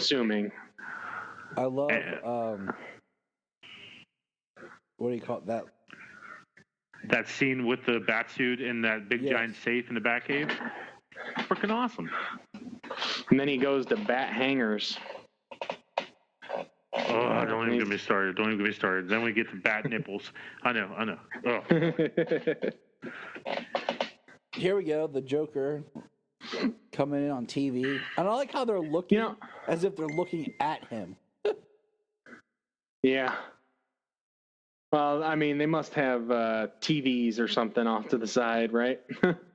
Hopefully. Like the TVs and the monitors inside the van from where they're broadcasting their signal, their report from. I'd assume that's probably what they're looking at. Makes the most sense. But you know what? You know what's interesting though? Like they do go into how intelligent that Jack is in this, how he's a very smart kid, adept in chemistry and other things like that. But when he hijacks the TV signal for one, both times, he takes it at a specific time as well. He takes the signal when the woman dies, when the woman's laughing and she dies. He hijacks the signal right after she dies. So like the plan was set up to make this person die on public television so he could intercept the signal. Yep. And then same thing with this, like, it wasn't announced prior that the gala was going to be the parade, the celebration was going to be canceled. They were announcing it on TV, but he already had, he was in the know, and he was ready to take the signal and use it while everybody was watching. Man, there he is, the Gotham Globe. Looking at it.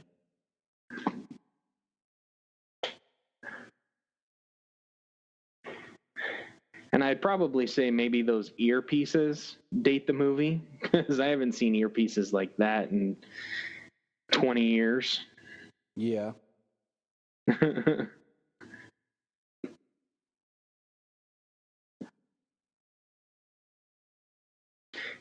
Going back to the beginning, for the longest time, I had never even realized that was the Monarch Theater. Same. At the very beginning, that was the same theater that him and his parents came out of. Same. Now it was a long time ago, but it was a long time before that that I realized. So that's not something new, but it was a long time before I realized it. It's not like I just realized it like this watching, but yeah. Bruce has got his popcorn, and there's the pearls.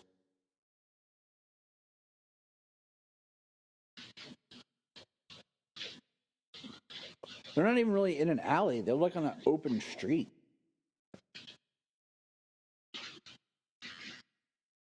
There's my favorite Martha.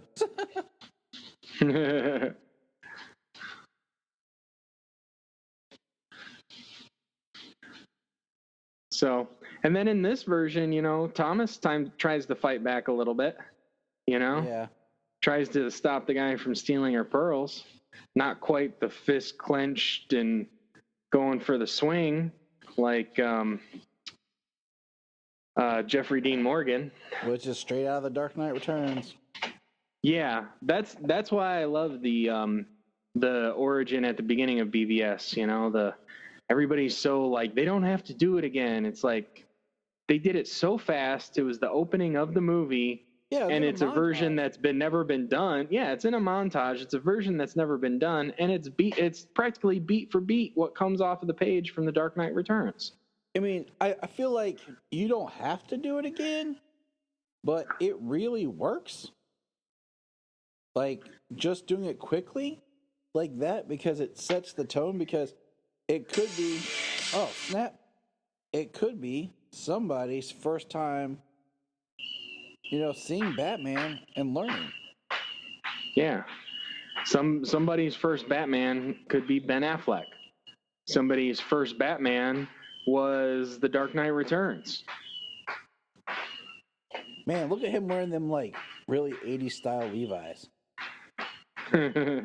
I would not picture Bruce Wayne in jeans. Like, to me, Bruce Wayne doesn't wear jeans. Right. Yeah, I wouldn't figure he even owns a pair. But I do like the look of him in a turtleneck, though. You may hear fireworks going off because they're shooting them off down on the corner. Man, somebody's celebrating Batman. Yeah. They're much more hardcore than we are. Apparently. We suck. We're just talking about this movie. They're shooting fireworks.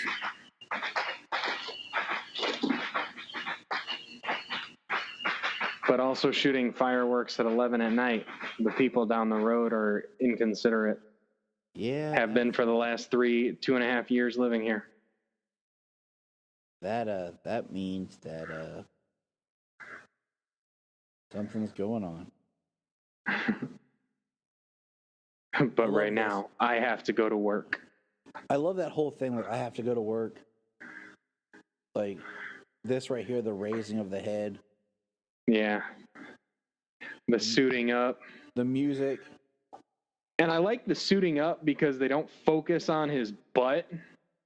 Yeah, that's the one thing. Like, I like the suit up scenes in the Schumacher films, other than the fact like they focus on the butt. Like, that's what makes it so awkward and odd.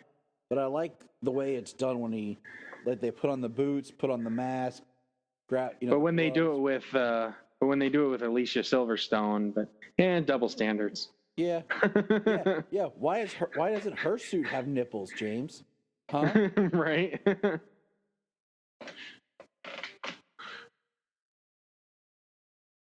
Tell me this Batman don't kill. Right.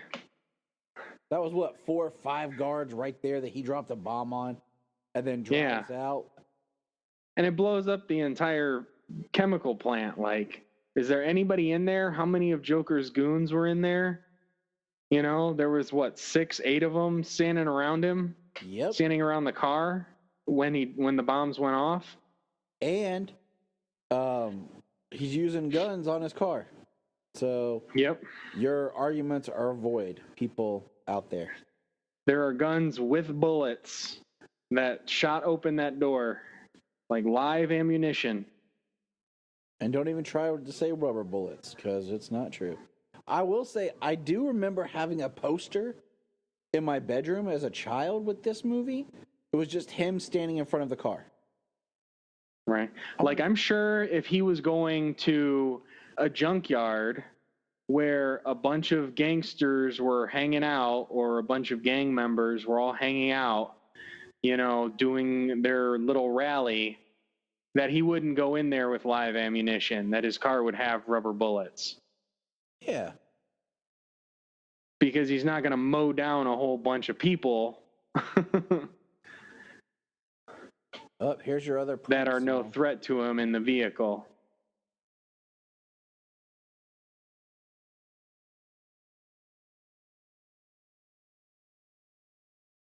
That's a pretty cool float.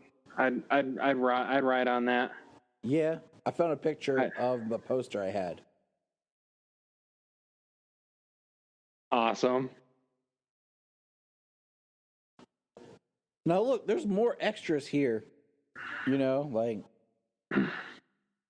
So now what I heard, so I'm going to try and keep an eye. Yeah, so what I heard, and I'm going to try and keep an eye out for it, was that he says he wants his face on the $1 bill. And I think all of this money I heard is actually supposed to have his face on it. So it's all counterfeit, but he's getting all these people downtown for his plan. I couldn't remember if it was all counterfeit or supposed to be mixed. But yeah, it's all set up. But this just shows right here that Gotham City is about the same size of Metropolis and Smallville.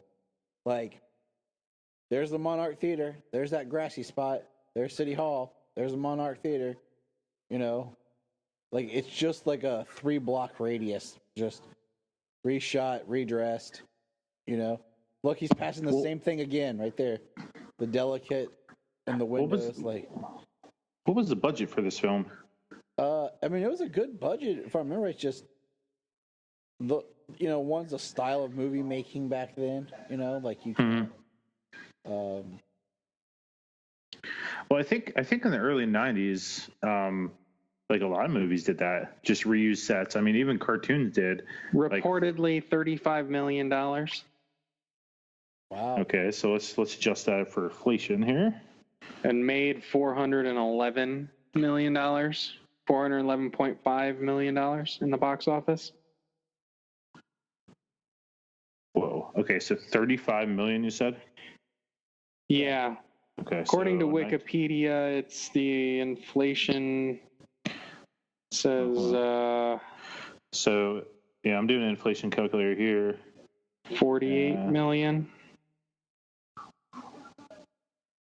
It's probably close to 60 million. It would have cost. 35 million. Yeah, I got 35 million on inflationcalculator.com. That's my source there. Oh, okay. Is it would have cost a little over $72 million would be the budget. And then you said it made. So that's still less 411.5. So think about that. That's still less than what Shazam's budget. Wasn't Shazam like 89, 90 million supposedly? Yeah, reported anywhere between 80 and 100. So far, I don't think I've heard any kind of definitive budget on that film yet. And then Deadpool, the first one had a pretty low budget as well. So I think that one was around, what was that, 60, 80 million? So we'll just say like the budget of Deadpool. You said it made 400 million? 411.5, yeah. 411, okay. Well, also, I mean, you 58 million for Deadpool. So think about this. Wow. What do you call? Everything was filmed on a soundstage. You know, everything in this is on a soundstage. Right. So nothing was filmed in like location. Mm-hmm. What kind of ghetto trunk does Knox have where he karate chops it and it opens up? I love how like you think he's gonna do something and all of a baseball bat and a dust mask. Would that dust mask really do anything? I think he had some rope there too. This so is you know, for scene. Maybe Knox is a vigilante mass murderer with that stuff. He's got a baseball bat, rope. They're a serial killer. Maybe that's why we never see him again. Batman took him down. He's a serial killer. See, he's just saving those people to impress, Vale there. That's all it's about. You know, he's got to throw off a scent, got to impress her. That's all it's about. But really, he just wants to murder all those people himself, and he's just jealous.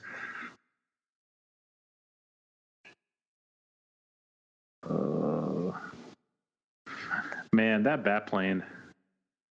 I love that Batplane. We're almost to the iconic scene. Wow. We're almost there. So I did the reverse for the Deadpool budget. Back, if they met the 58 million back in 89, would have been 2 million. Look, I love he tries to get on there. She's like, Knox. Better hold on to those wipers, buddy.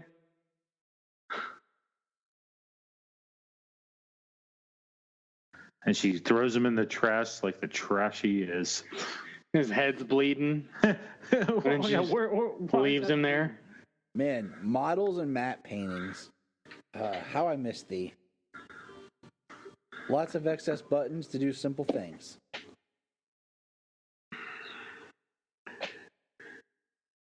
My balloons. And what kills me is he has these blades on the front. Like, what made you think that you would need those blades one day? But it's Batman. Because he prepares for everything. He's Batman. This is just... He's taking my balloons.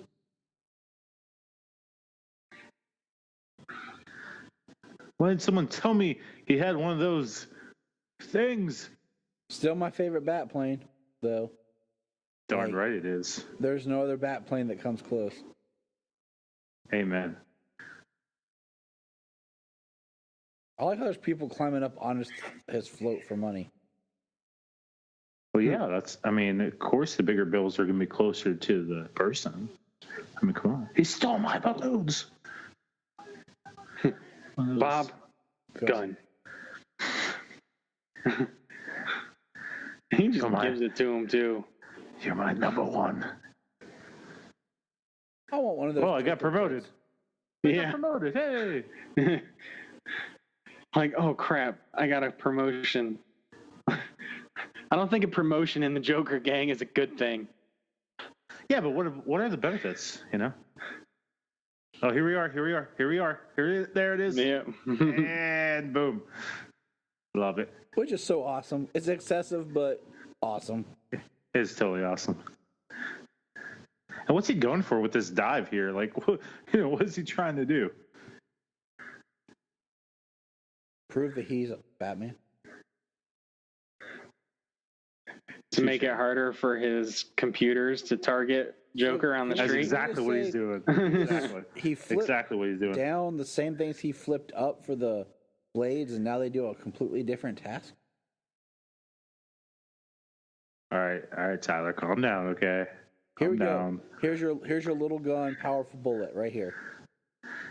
Hey, so what I love is that the line is still a bigger gun than that little one he shot Bruce with. Sorry, what were you saying, Brian? So what I love about the DC Comics, the DC Universe version of this, is the line is clearly come here, you gruesome son of a bitch, but the captions change it to you gruesome son of a bat. They're like, kids can read, not hear. Yeah, exactly. Like right. he definitely says the B word, but yes, he does. How does he Yes. not hit the Joker, trying to shoot the Joker? Can we just say he tried to really shoot the Joker and kill him? He totally did. Okay, back to what I said. This Batman doesn't kill crap. Yeah, this Batman does. There's many instances in this one and in the next one. There's a Monarch Theater, and he's crashing. I feel sad. Like I'm genuinely sad for the Batplane. And well, now you know why he needs a new one by Batman Forever. And for all the models right here. Mm-hmm. I mean, the Batman anthology series is almost like watching the James Bond films. Like, there's connective tissue, but they're also kind of standalone-ish too. Right. Is that a large barrel? But you mean gun standalone, that they're not connected to anything whatsoever? They connect, but they also can be a loner. Well, at least it's not the X-Men movies. Apparently that's what standalone means these days. That a individual can't have a solo movie and it be standalone yet connected. Standalone means that it's disconnected, apparently these days, according to the internet. Oh, is standalone? Isn't that a Godsmack song? Yes. Yes, it is. Scorpion King. For the Scorpion King, yes. That's a standalone I always love film, that ain't shot it? of Batman getting out of the burning and him looking a little roughed up. And I love this church. That is the most gothic church ever. That scene right there. Man, you know what I'm thinking? Like, more as I watch this, I've not really thought about it. But, like, imagery that in this that I feel that Alex Proteus ripped off when he did The Crow. Of what? There's certain shots and images in this film that I feel like Alex Proteus ripped off when he did The Crow. And he would have been a cool choice to direct a Batman film in the 90s. Like, Schumacher, if they would have got him. But let's see, he was doing, I think, Dark City at the time of Batman and Robin. But Dark City, I think, came out in 98. I think you're right, yeah. That's a good movie. Very good, very underrated. Mm-hmm. I've never seen Dark City. Oh, Brian, you gotta watch it. But I love the Crow. I love The Crow. All right, he did some weird, looks like he did shorts. So he did The Crow, 94. So that would have been a year before Batman Forever was released. Dang. But he did fantastic. Yeah. Who throws a shoe? Honestly. Man, he hasn't done a whole lot of films. Like, they're very spaced out, and I've seen all of them. His actual movies, not the shorts or the music videos. And it's sad because his last film was cool sounding but sucked. But we won't talk about that. It's Worthless Gordon. Can we talk about how incompetent the GCPD are as police officers? Like, they're way more incompetent in Batman 66, I will say that. But they're just so bad. Like, you have a dude jabbing a pen in the guy's neck, and nope, well, we're good. We're done. Yeah. Do you feel like there's a reason why Vicky's in white? Like a stylistic choice? Because she's supposed to be this angelic being, and the white will contrast against the dark of the church and the dark of Batman. But then you have the black and white of Batman and Vicky, but then the color of the Joker, which is, your villain, but usually your villain is the dark character. I've always found that fascinating when it comes to Batman stuff. But on a quick side note, I hate when people talk about angelic beings and and being like, oh, they're like an angel. Okay, please don't compare people to an angel if you've never really read the Bible. Okay, I would never call my child acting like an angel.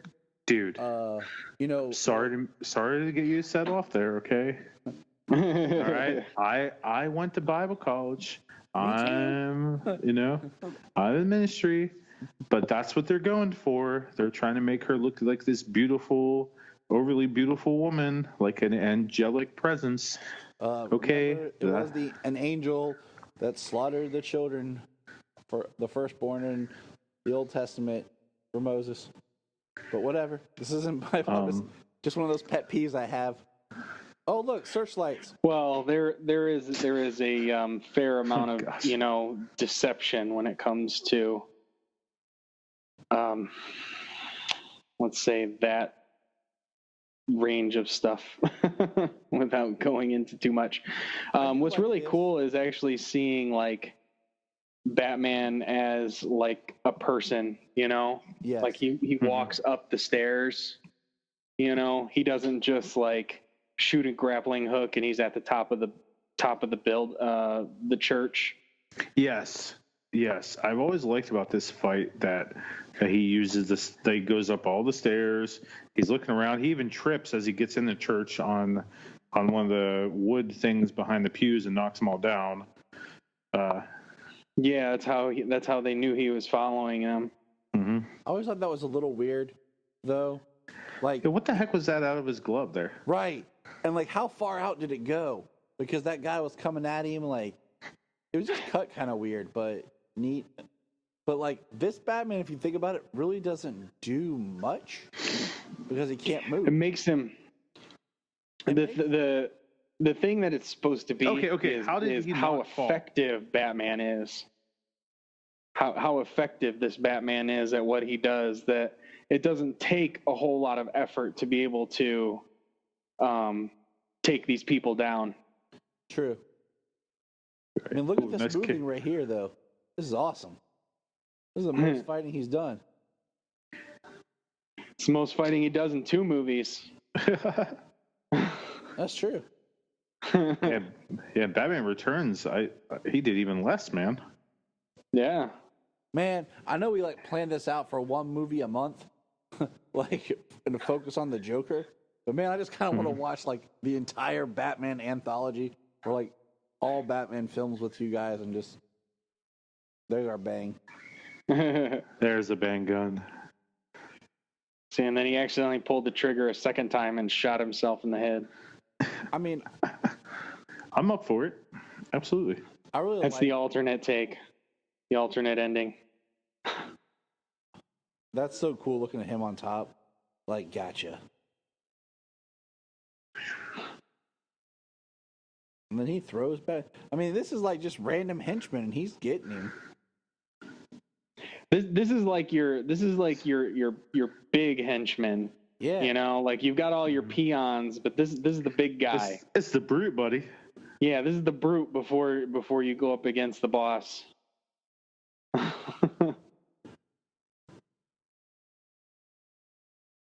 Man, he has taken him to town. And then he throws this guy with his legs. What is he holding on to? Who knows?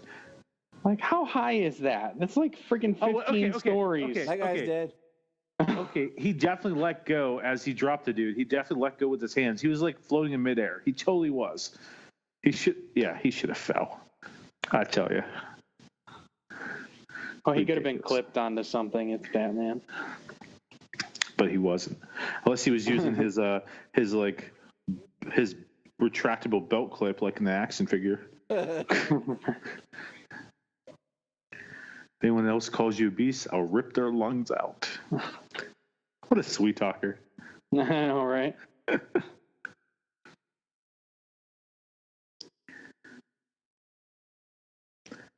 I always say that this scene made me feel a little uncomfortable. Yes, absolutely. the way she starts kissing like his jacket, and then the way like she goes down and it just kind of stays on his face. You're like, what? This is so weird.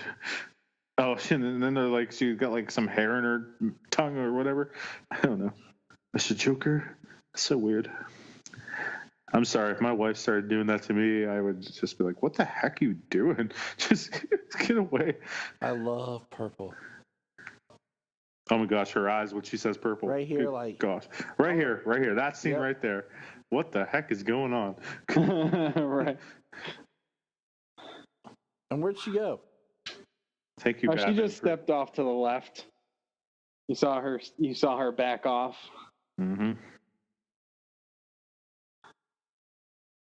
Like you know what Jack's mind was on when she dropped out of frame like that. Exactly. That's why he didn't see Batman coming. Exactly. I mean, where would your mind be? I mean, come on. Exactly the same place, and I'd get decked in the face like he did. I love this right here. The teeth. But I wear shattering teeth.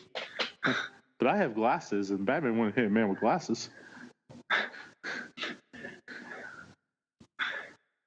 I do love that they add the chattering teeth in there. I do love that. Yeah. Okay, so what? Still bring some of the clown aspect to his character, you know? He's not just like psychotic and a gangster. He's still. I like that line when he says, "I was just a kid when I killed your parents." What is that trying to like? Does Jack know, or is that just a slip up in the writing? I think he's always known that Batman was Bruce Wayne. Well, I think that. I think that when does he even know it was does he even know it was the Waynes that he had killed, or well, I mean I don't know. Says, yeah, killed my parents, and he says I was just a kid when I killed your parent. But Batman never states any other details about, and obviously Jack's killed a lot of people. Yeah. How many parents? How many Well, yeah. I mean, just ways around it. How many, parents did he kill? Did he kill just people? Just now? Like, did he kill other gangsters? Like, how many people did he just kill just now? Parents and everything on the streets. Yeah, it does leave a little plot hole. Yeah. Yeah. Right. Yeah, it does. How would he know that he was specifically talking about Bruce Wayne? Right. Yeah, good point. That's how I dance. Well, I've been reading comics. Been reading a lot of comics on DC Universe, and I wanted to go back and read Red Hood and the Outlaws, and so I was reading that, and I got to Death of the Family. So then I started reading through that, and in one of the last issues of the Death of the Family books in the series, Batman says that now this has nothing to do with what's going on here, but Batman says that he had, or not much going on here, much to do with, but Batman says that Bruce says that he went to Arkham Asylum to the Joker as Bruce Wayne with Joker's card, and the Joker didn't even see him. He didn't care that it was Bruce Wayne. You know what I mean? So even if he knows, he doesn't care and he doesn't make that connection. So he still sees him as Batman no matter what. This is so interesting right here. As a way of not killing the Joker.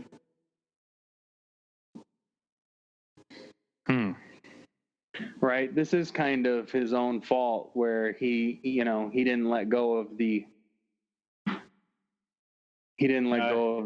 ladder. He killed him. I mean, I think I actually even got into my wife, not a comic book person at all, not whatsoever, but I think I even got in an argument with her before where I was like, right there, Batman just killed the Joker. And she's like, no, he did not. He stopped him from getting away.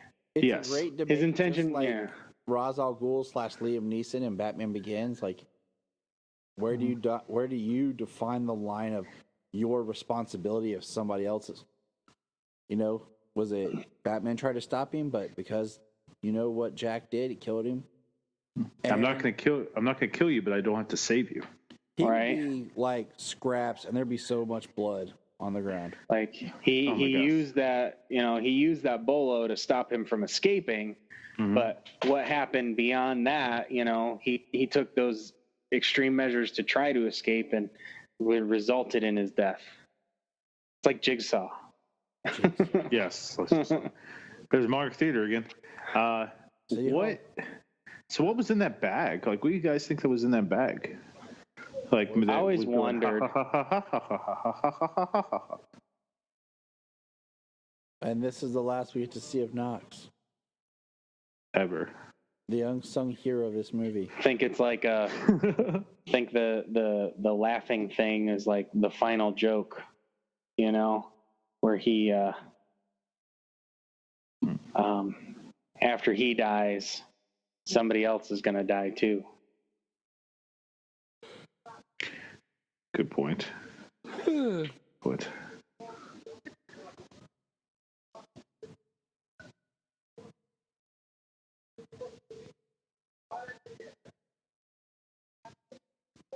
Call me.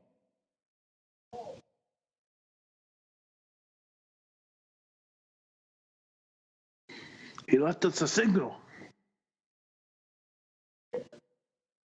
It is cool, and it does make sense, like, how to get a hold of him. It's one of those things I'm always trying to figure out in every Batman movie, like, how do we get the bat signal in there? And it's believable. Right. Well, how come no one's like, okay, he bought us a giant spotlight. He has a big plane. He has a car. He has all these gadgets. How does he afford this stuff? Let me talk to some of the rich people in town. That's Batman Year One.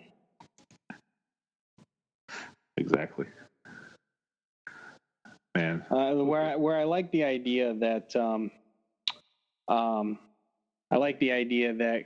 Gordon believes he knows that it's Bruce Wayne, but he won't, and he doesn't want confirmation for plausible deniability. Yeah. That because he officially doesn't know, he can't be held, he can't be held liable for Batman's actions. Okay, so when in the comics does Gordon know that Bruce is Batman? Because Dark Knight. I mean, yeah. What's that? After he retires. Well, after Gordon retires. After Batman retires. And that's the film, boy. Yeah. Yeah, but I love that shot up on the building, standing on the edge of the building, the gargoyle looking over. That's an iconic Batman shot. One of the best Batman shots. With the signal up in the sky. All right, guys, we made it. We made it through. Did we? Through Batman.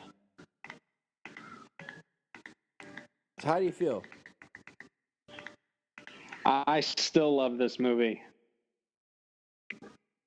Yeah? It's fantabulous. This movie is fantabulous, man. I mean, and I think that this Batman holds up after all these years. I mean, I know you made a comment about it being dated because of Prince music, but like when I, being an adult now, when I went back and like when the Batman 66 series finally came out on Blu-ray, I mean, I bought that thing right away. I was so pumped. I was so excited. And it's still sitting in this collectible box, like barely touched, because it gave me those, like, it gave me that code where I can like download it digitally. So I just watched it on there, but I kept the actual Blu-rays. So I do collect things, guys. I do have Blu-rays. Oh my gosh, I know. But in saying that, watching those episodes over again, like they just don't hold up. Like I'm like, okay, I see why I love it as a kid, but like, oh my gosh, like it's so campy. It gets a little ridiculous. But when I was a kid, I loved Michael Keaton's Batman in this version, and now I'm an adult, I still love it. I mean, it definitely holds up through all this time, and I think that's one part that makes this movie so great. And you have Jack Nicholson's the Joker, just a famous take on the character, amazing take on the character. It was just done so darn well, and Batman needs to be a serious character. He has to be that dark to Superman's light. But about Superman not being a dark, that's a whole nother story. But Superman wasn't dark. I'm sorry. I didn't like Man of Steel. I'm sorry. Yeah, that's it. This movie is great. I love this movie. I've always loved this movie. Michael Keaton is such a great Bruce Wayne and a great Batman. And I love Tim Burton too. Tim Burton's one of my favorite directors, especially his old stuff. The use of models and matte paintings, the background. The creative ways to get what the scale that he got in this movie, in the creative ways that he did. So it's amazing. And now watching it, like, I don't think I thought this literally before now watching it.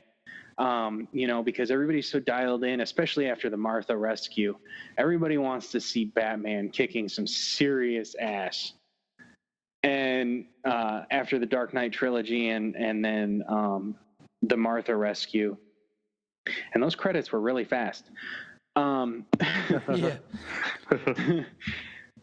But watching it this time, it was seriously about like the imagery and the way Batman struck the criminals through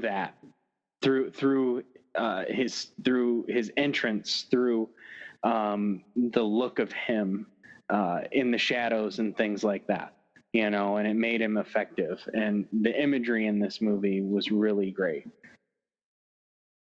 The way they showed him, like I said earlier, with the not having like the white eyes, but lighting his eyes so it was all just the silhouette, but you could still see the eyes. I mean, that's the best you could do outside of the comic book, especially at this time. They didn't even do that until, recently. I mean, Deadpool and the mech suit in BVS. So, that was the most effective way they could do the silhouette, but still light the eyes, still see the eyes, and still get that same imagery across. All right, fellas. Well, thank you for being here. We're wrapping up. We're at 2:30. And thanks, guys. Thank you. Yes, absolutely. Thank you. And thank you if you stayed with us through that. Next time, join us for our next commentary as we look at The Dark Knight. Until then, look up in the sky.